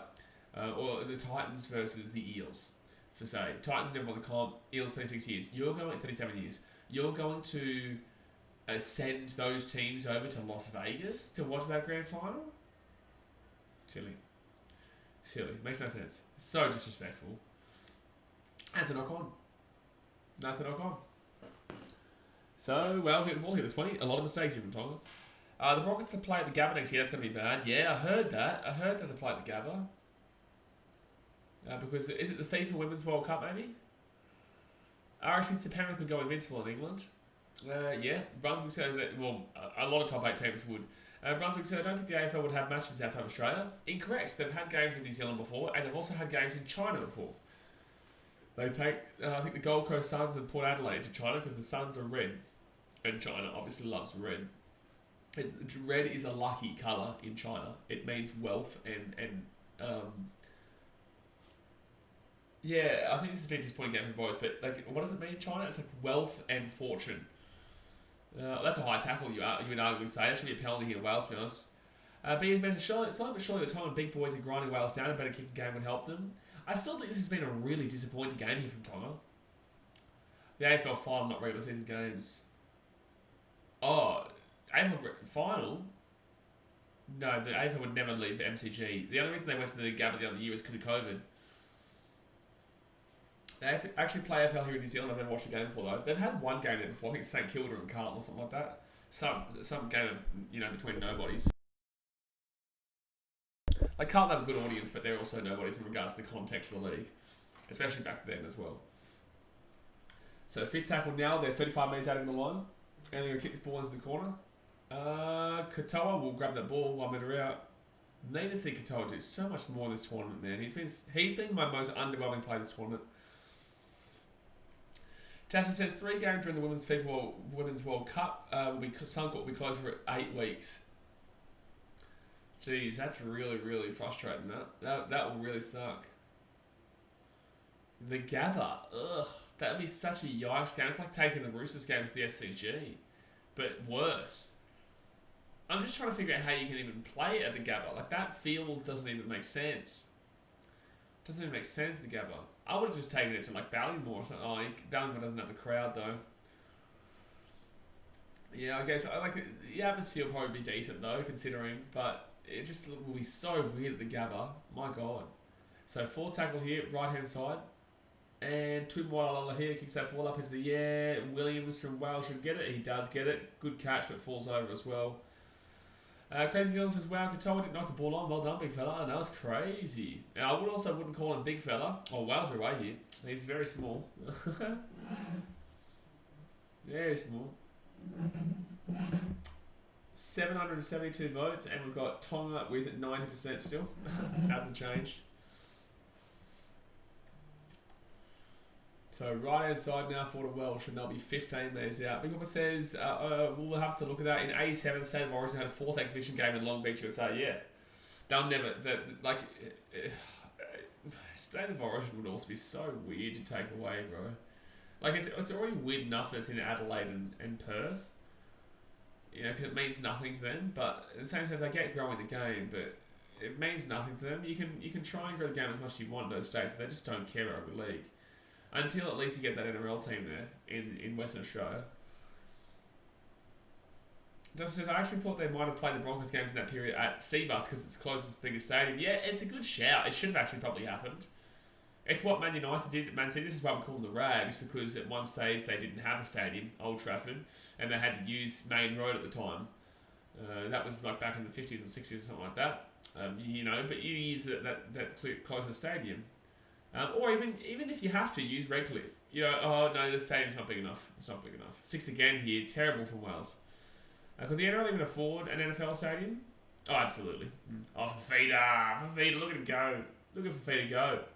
Taking out the 8. For that Long Beach Origin game, apparently they were giving tickets away. Of course, because they're Americans who wouldn't have been paying exorbitant prices for Origin tickets that mean nothing to them. Left hand side, Halakai, Daniel Tupou, try time. That's a double there for Daniel Tupou. That's a double. That's a double. So 26-6 hit the kick to come. Buffy says, can't grow the NRL when Aussie rules runs the other states. Like, you can grow it, but at the same sense, like, just take the NRL, give the Western Australian team their own NRL team, which is what is going to happen. I think the Perth happens next, guaranteed. I think Perth is 100% for the next expansion. I think maybe take the Nines there like we have in the past, but yeah, it'd be pretty cool if one day a Magic round was in Perth, but overall, like, stop taking Origin games away because it doesn't make sense. Even Victoria's even weirder to me, but it's actually the most sensible because it's closest, and also all the Storm players and whatnot who have played for Queensland over the years. But Victoria's actually just as weird as Western Australia and Adelaide. Like, don't have Origin in different states. Take NRL games there. I couldn't care less. You take Rabbitohs games to Perth. If you want to take Titans games to Timbuktu, I don't care. But don't take Origin games, because Origin is Queensland and New South Wales. Why are Western Australians meant to give a shit about Queensland and New South Wales?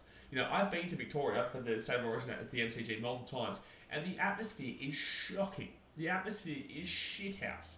Just shithouse. Like, it's just really bad. But you go to New South Wales, fantastic atmosphere. You go to Suncorp, best atmosphere you'll experience. But you go to MCG, I don't care how many people go with that stadium, it's still a shocking atmosphere. But 20 minutes to go here, guys. 20 minutes to go of the game. It's 26-6 to Tonga. Obviously, hit that thumbs up button. Subscribe if you are new around here. Trump says Casey Badger has reffed well. I think she's been fine. Yeah, I think she's been alright. Mate. And Lola Heel. Wow, that's a scuff shot. Oh, he won't even make the try line. He didn't even get to the 5 metre line. 5 metres. That was terrible. That was one of the worst kicks you're ever going to see. North Sydney Bears should relocate for NRL licensing. I will nearly hate them more than the Broncos they came back in. I hope they merge with the Broncos so that I can really hate that club. That will actually be hate, because I don't hate the Broncos. I dislike the Broncos. I don't hate the Broncos. But if North Sydney, I would go as far as say that I hate North Sydney Bears. Chassis says, I think when a core closed with the FIFA World Cup, Rabbits will play in Perth for a game. Yeah, probably. Rabbits always take games to Perth. That conversion attempt, though, I know, yeah, that was a really bad conversion attempt. So, Daniel Tupou now will get this ball out to the 30. Has Will Hopewada even played yet? He hasn't, has he? Hopewada hasn't played for Tonga in the first 2 games, has he? Isn't he normally their fullback? What did North Sydney Bears do to you? Does 2016 ring a bell? Inspiration says Tonga plays good versus the best teams. I would agree. I think they definitely are a team. They're an island team that lacks motivation against the bad teams, or the lesser teams. I shouldn't say bad. The lesser teams, but really, fires up for the big games. And they've got to hope so. Oh, here we go. Conor Harrell. Look at this. This is a great run from Connie. That's a great run from Connie. Oh, when he throws the ball back to Wales. Oh, Wales knock it on. I actually think this should be a knock on against Tonga. Yeah, knock back from Wales and then knock on from Tonga. I agree. Yeah, I think she's been good. I think Casey Badger's been good. RXC said, with the Titans win the comp, will that be a top 3 day of your life? I'd say top 2. Top 2. Melu Sapaya says, Malo Tonga Fa Malosi. Malo Lele. Big Papa says, yeah, Will Hopper hasn't played at all. Yeah, he hasn't. Connie should help that. Yeah, Connie was doing well. That was a really nice run there from Connie Rell. Really nice run.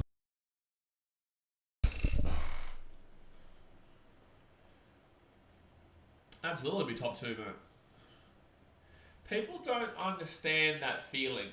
They won't get how insane that feeling will be. I imagine it all the time. I get emotional about it all the time, thinking about that moment at a core stadium when it happens. Penalty here, 2 Wales. Penalty, 2 Wales. Yeah, I get emotional about it all the time. I speak about people all the time, like Rhonda and Dan and Antonia, when we always speak like that moment happens will just be, it means more because you've been through more.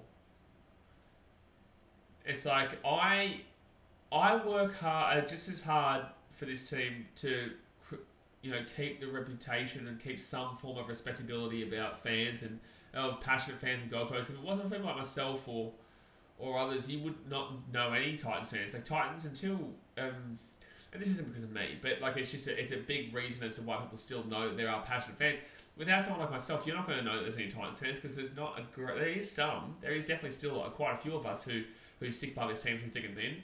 Without my channel, you wouldn't really see that. And the Titans would always be known as that team that have no fans. So, I do enough work to try and keep up the reputation of this club and have at least some form of, Titans in the media. And by the time it actually pays off, I have to cop a lot of shit, man. A lot of shit. So it's just so many collective things that will go into why it'll be just such an incredible moment the day that it actually happens. Forward tackle now. And you guys know my thoughts about community. Left hand side, Wales on the ball on. Josh Reynolds saying he would love to be playing for $1 a week. I know, if I'm the Dogs, I offer it to him. I say, okay, well, I think it's because he already signed a contract. But if he had said that before he signed the contract, his manager would have been like, what are you doing? Seth says more fans than the Roosters, though. More fans who go to the games than the Roosters. Yeah, we had average more attendance this year. Jess says the Wallabies won't play the All Blacks at Eden Park next year because the FIFA World Cup is so good. Oh, let's go. Let's go. Actually, he says you and Dane are the only Titans fans I know. In the media, in social content creation, myself, Clarkey, who else is there? Blake from Danny and Russ on TikTok, he's a Titans fan. They've got like 400,000 followers on TikTok, but they're not really NRL. They're more like family TikTok funny stuff. Who else is there? Ollie from Rugby League, in my opinion, he's a Titans fan. But it's not a great. There's not a huge amount. No, there's not a huge amount. But when it comes to like, I guess I hate saying this, but the bigger names in the NRL community, yes, it would be down to myself and Dane. So right hand side here, make it spawn to the corner, and it's a good kick actually. It's a good kick. We'll go over the sideline. Oh my god, this is a try. Oh my god, if this is a try. If this is a try, this is incredible. If this is a try, this is an incredible try for Tonga. Tuamawala here might score, but this is incredible if they score this.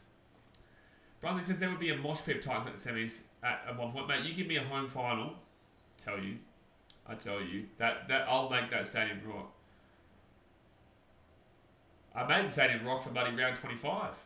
If you actually go back and listen to the broadcast, you can hear the chant Titans across the stadium. We were coming, 15th at the time?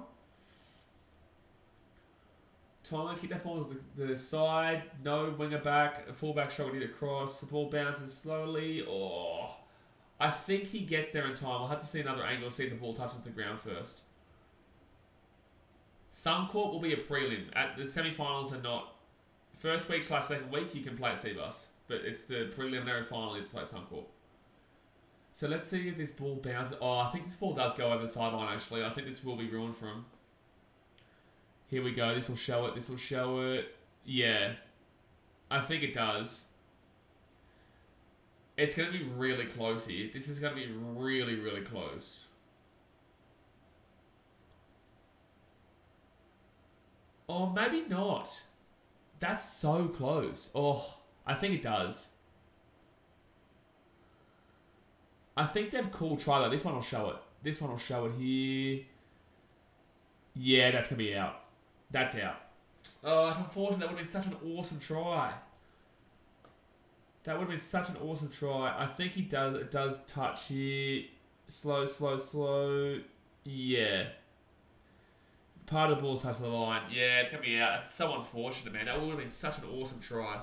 But it will go out there. So no try there for Tonga. And that's unfortunate. That's disappointing.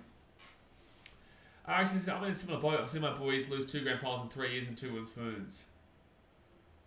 Who's that?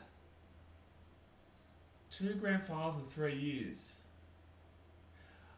Are you Storm? Your dog? Who are you? Which team are you? The Bulldogs. I was going to say, I thought you were making a joke there because the Storm, they lost the grand final in 2021. They didn't lose in 2020. They won that. And they've got 2 spoons. But yeah, you're not in the same boat as me though. Like, I get what you're saying, but there's a knock on Tonga. You're not. Like, it's not the same. But I get it perspective-wise. But you have premierships to go back on. You have grand finals to go back on. You have success to build yourself back on. The Gold Coast has never had success. We've always had the moniker where sport comes to die. Right? Gold Coast, where sport comes to die, has always been the moniker for the city. That is another thing that will just be another just momentum woof when I realise that changes. I'm not trying to downgrade your support or anything like that. That's not what I'm trying to do at all. But it's very different because there's a lot of context that Titans fans don't have anything to defend themselves with. Bulldogs fans do. Storm fans do. Roosters fans do. Sharks, at least they got that premiership in 2016. But up until then, had nothing. Manly do. Broncos do. Even though they were shit in 2020. Hey, we won the premiership, 6 times, whatever. Back when, everyone was still in their dad's... Anyway. The point of the matter is that Titans have never had anything to back it off. So we're always on the back foot. That's why it's so difficult. I'm 19. I was alive for 04. I've never seen us with a great amount of success. Yeah, but you still... this is the thing with the Eels. Eels still go and say, we won back in 1980s. It's just like, shut up. You shut up, man. You shut up. Yeah, but 12 minutes ago, that's what Parramatta fans do. Everyone does it. It's like if I start insulting the Dogs right now, guarantee it, right? I'm not going to do it. But if I was having a go with you and we were going back and forth with each other and I was insulting the Dogs and I was winning, you'd be like, but how many premierships have you got? And we're like, we've got none. And then you'd be like, we've got some. And that's exactly my point, right? Even if you may not see it, you've still got that defending point. We don't. That's the difference. So Tonga now, they'll get taken down to the halfway point. First tackle. Jasmine Broncos can eat a dick. Bolton Steel says Tonga have recovered really well. That was a really nervous start from them. I wouldn't say really well, but they've recovered. But I wouldn't go as far to say really well. They've been fine. Eels' last premiership was in the plastic cup wide phone era. 1986, 8 years before I was born. I'm 29 next year.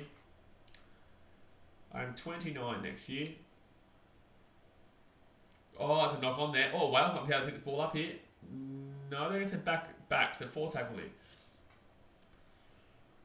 We went backwards there. Brunswick Jaguars, Western Bulldogs. No, we're talking about the Canterbury Bulldogs, brother. Western Bulldogs had their issues too. 50 years without a premiership until 50 years without a flag until 2016. 2016 was the year of the drought breaker and kicks it through dropouts. Hunters, we are still partying from 2016. Has there been 6 years of NRL? I thought we stopped playing after that. I tell you what, yeah, you definitely are still partying after 2016 because the amount of Sharks fans that came out of the woodwork, it was mad. Like, I've never seen as many Sharks fans in 2016. My God. My God. If we're talking bandwagoning, I'm saying that is possibly the biggest bandwagoning premiership I've ever seen. I've never seen that many Sharks fans. It's like Eels. Eels 5-10 years ago had no one supporting them, and now they've got everyone supporting them. I think it will change now, though.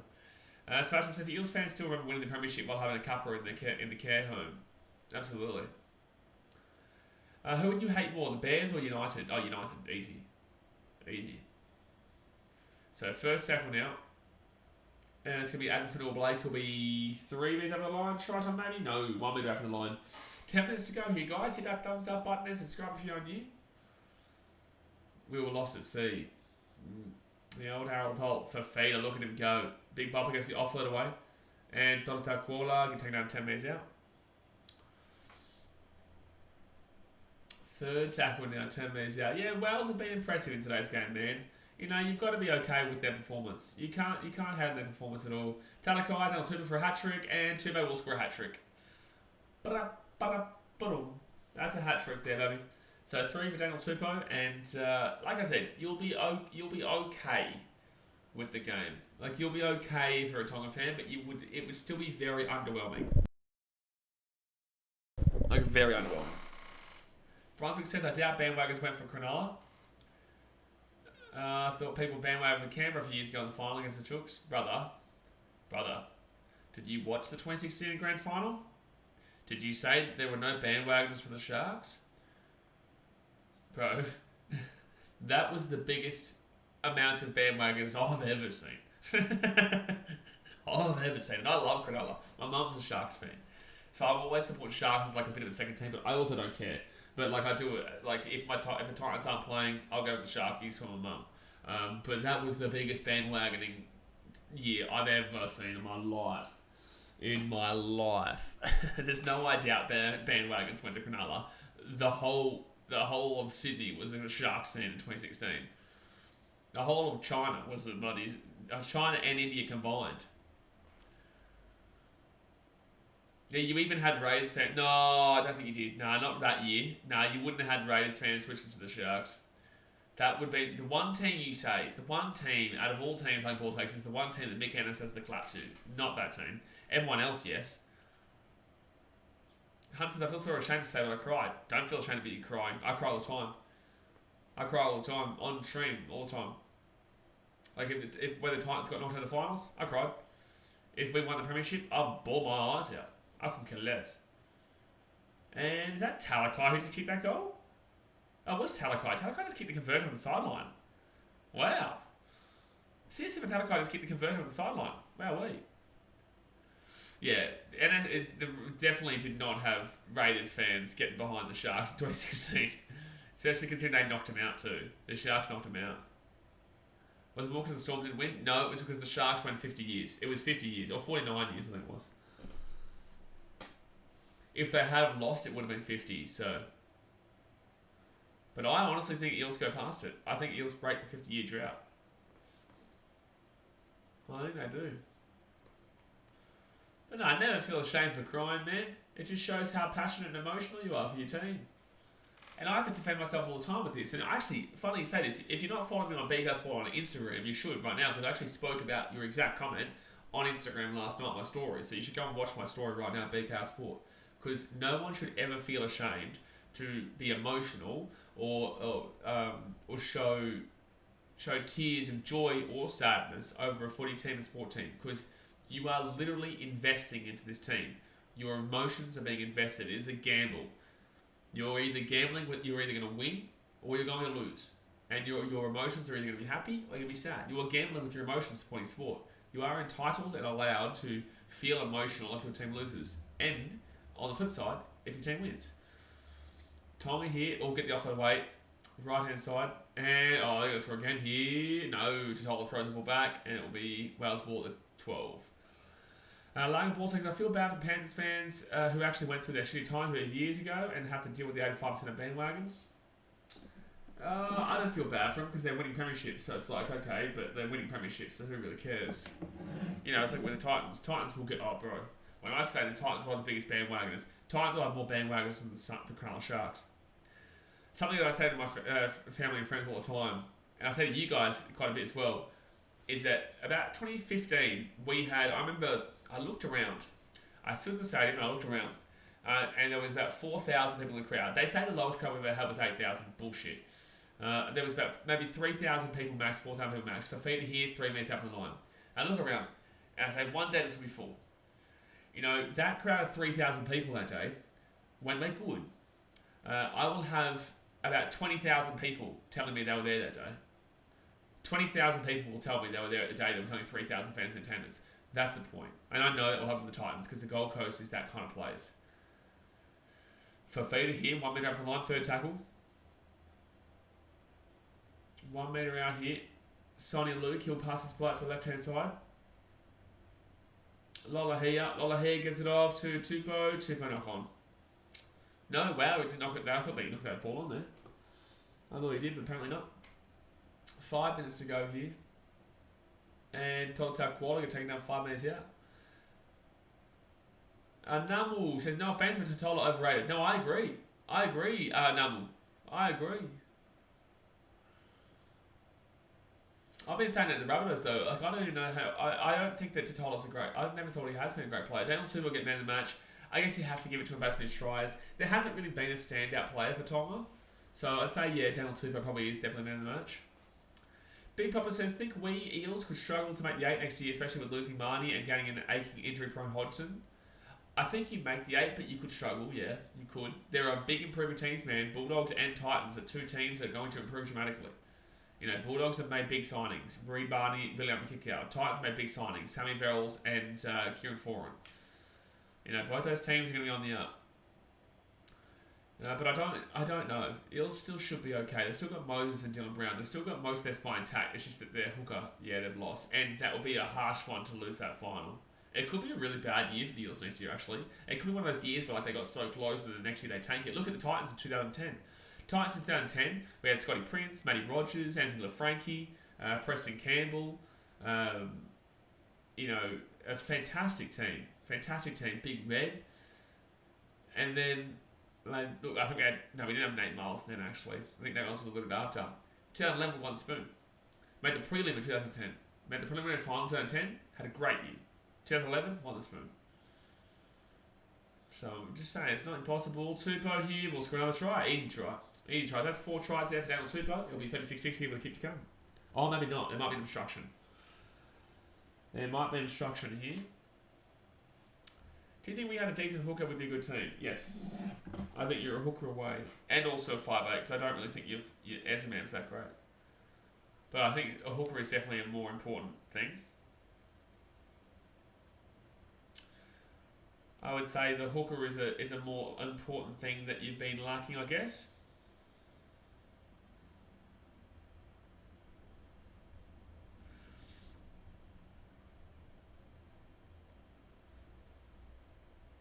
Alright. It will be obstruction there. It will be obstruction.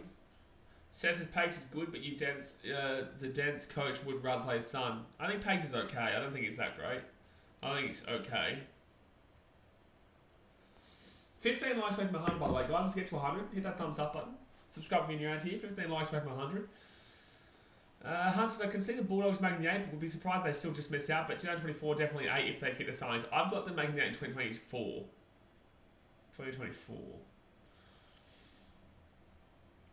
RX says, I know it's the rules, but Tubo isn't being stopped there. He's not, but, you know, we see that being judged like that all the time. Like, that's how the rules get judged all the time. I think your forwards are not great, Jasper, and you will lose. You will lose Payne Haas in the next year or so. I can tell you there is a team that is watching the situation very closely. Second tap out at 45. Lager Ballsack says it's weird for Titans when it comes to fans as of how isolated they are, except for Broncos, but no Bronco are supporting Titans, plus the fact of, that's incorrect actually, of how new the team is and everyone has locked in their team. So a lot of Broncos fans did switch over to Titans fans. Technically, you can say that I was one of them. Titans and Broncos, if you're a Broncos fan on the Gold Coast, I guarantee you that you probably have the ability to switch over to the Titans when they get good. But if you're a Broncos fan in Brisbane, then there's no way, because the reason why Titans fans and Broncos fans actually hate each other the most, and it's animosity driven, is actually because of the hatred between the two cities. You know, they're rivals, you know, they're brothers but rivals. You know, Gold Coast is a better place to live. It's always been a better place to live, and Brisbane always gets shit on because of that.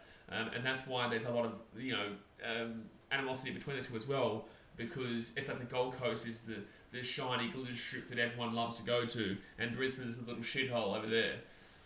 RX says Payne times 10 at Titans. Crazy, eh? Oh, that will be Whale hit the ball, hit the 15. Seth says Haas will go to either Chook, Storm or Titans, I reckon. I don't think Storm are in the hunt, but Roosters definitely will try. But they're not going to be able to offer the money, because unless they use their paper bags. Not including Titans, which was your next favourite previous GC team? Seagulls, Seagulls, Giants or Chargers? I think probably the Gulls, because we still got the Tweed Head Seagulls, but I wasn't really around for any of those, but I'd probably say the Gulls. It's a good nickname anyway. It is a good nickname. Even though they're not a dangerous animal, they're not a scary animal, they can be very annoying. They can be very annoying. And that's something that the Rabbitohs have. Rabbits aren't exactly dangerous, but they're pests. That's the whole point of why that's a name. It's not a scary animal, it's not a dangerous animal, it's a pest.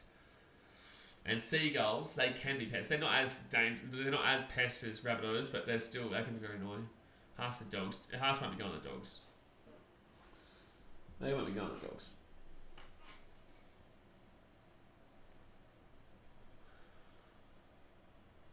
Like I see your vlogs and I see like one person every 15 sets. Well, that's incorrect. We had 15,000 people on average at every game this year. That's a decent enough crowd. That's better than half the city teams. We were in the top 8 for attendance this year. Titans were in the top 8. I think we were top 6 for attendance this year, so that's incorrect. Sebastian says seagulls are shit creatures.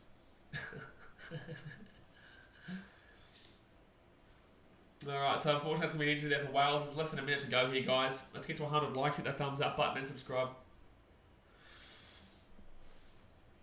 Don't forget, tomorrow we will be shooting for Papua New Guinea versus the Cook Islands. Papua New Guinea. Papua New Guinea.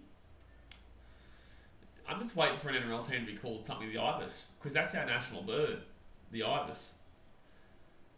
The Perth Ibis. Or the Adelaide Ibis. North Sydney Ibis sounds right, because obviously they're bin chickens. They actually are. You know, they're always trying to feed off the carcass of other teams, little scumbag dogs. That would be the perfect animal to represent the North Sydney Bears, the North Sydney Ibis, because they are just little shits. You know the Tigers have more members than the Panthers? Yeah, but since they don't turn up to games. Oh, 10 seconds early the siren's gone there. 10 seconds early. But there we go, guys. There we go. It will be full time here. Full time, and Tonga will beat Wales by 32 points to 6, and a 2-4 tries there. Look, it was a pretty disappointing game there from Tonga, but in the same sense, you'll take it if you're Tonga. You'll accept it. You'll be fine with it, okay with it. I think that, obviously, going forward, they still need a lot of improvement. But with that being said, they'll take the win and they'll be thankful that they could get the job done, despite the fact they did go down 6-0 at one stage. They were down 6-0 at one time in the game. But guys, I'm going to jump off for now. Obviously, I'll be back tomorrow for Papua New Guinea versus the Cook Islands. I appreciate you as usual. Obviously, smack that thumbs up button, subscribe if you're new around here, and I will see you guys very, very soon. Alright guys, thanks for watching. Catch you later. See ya.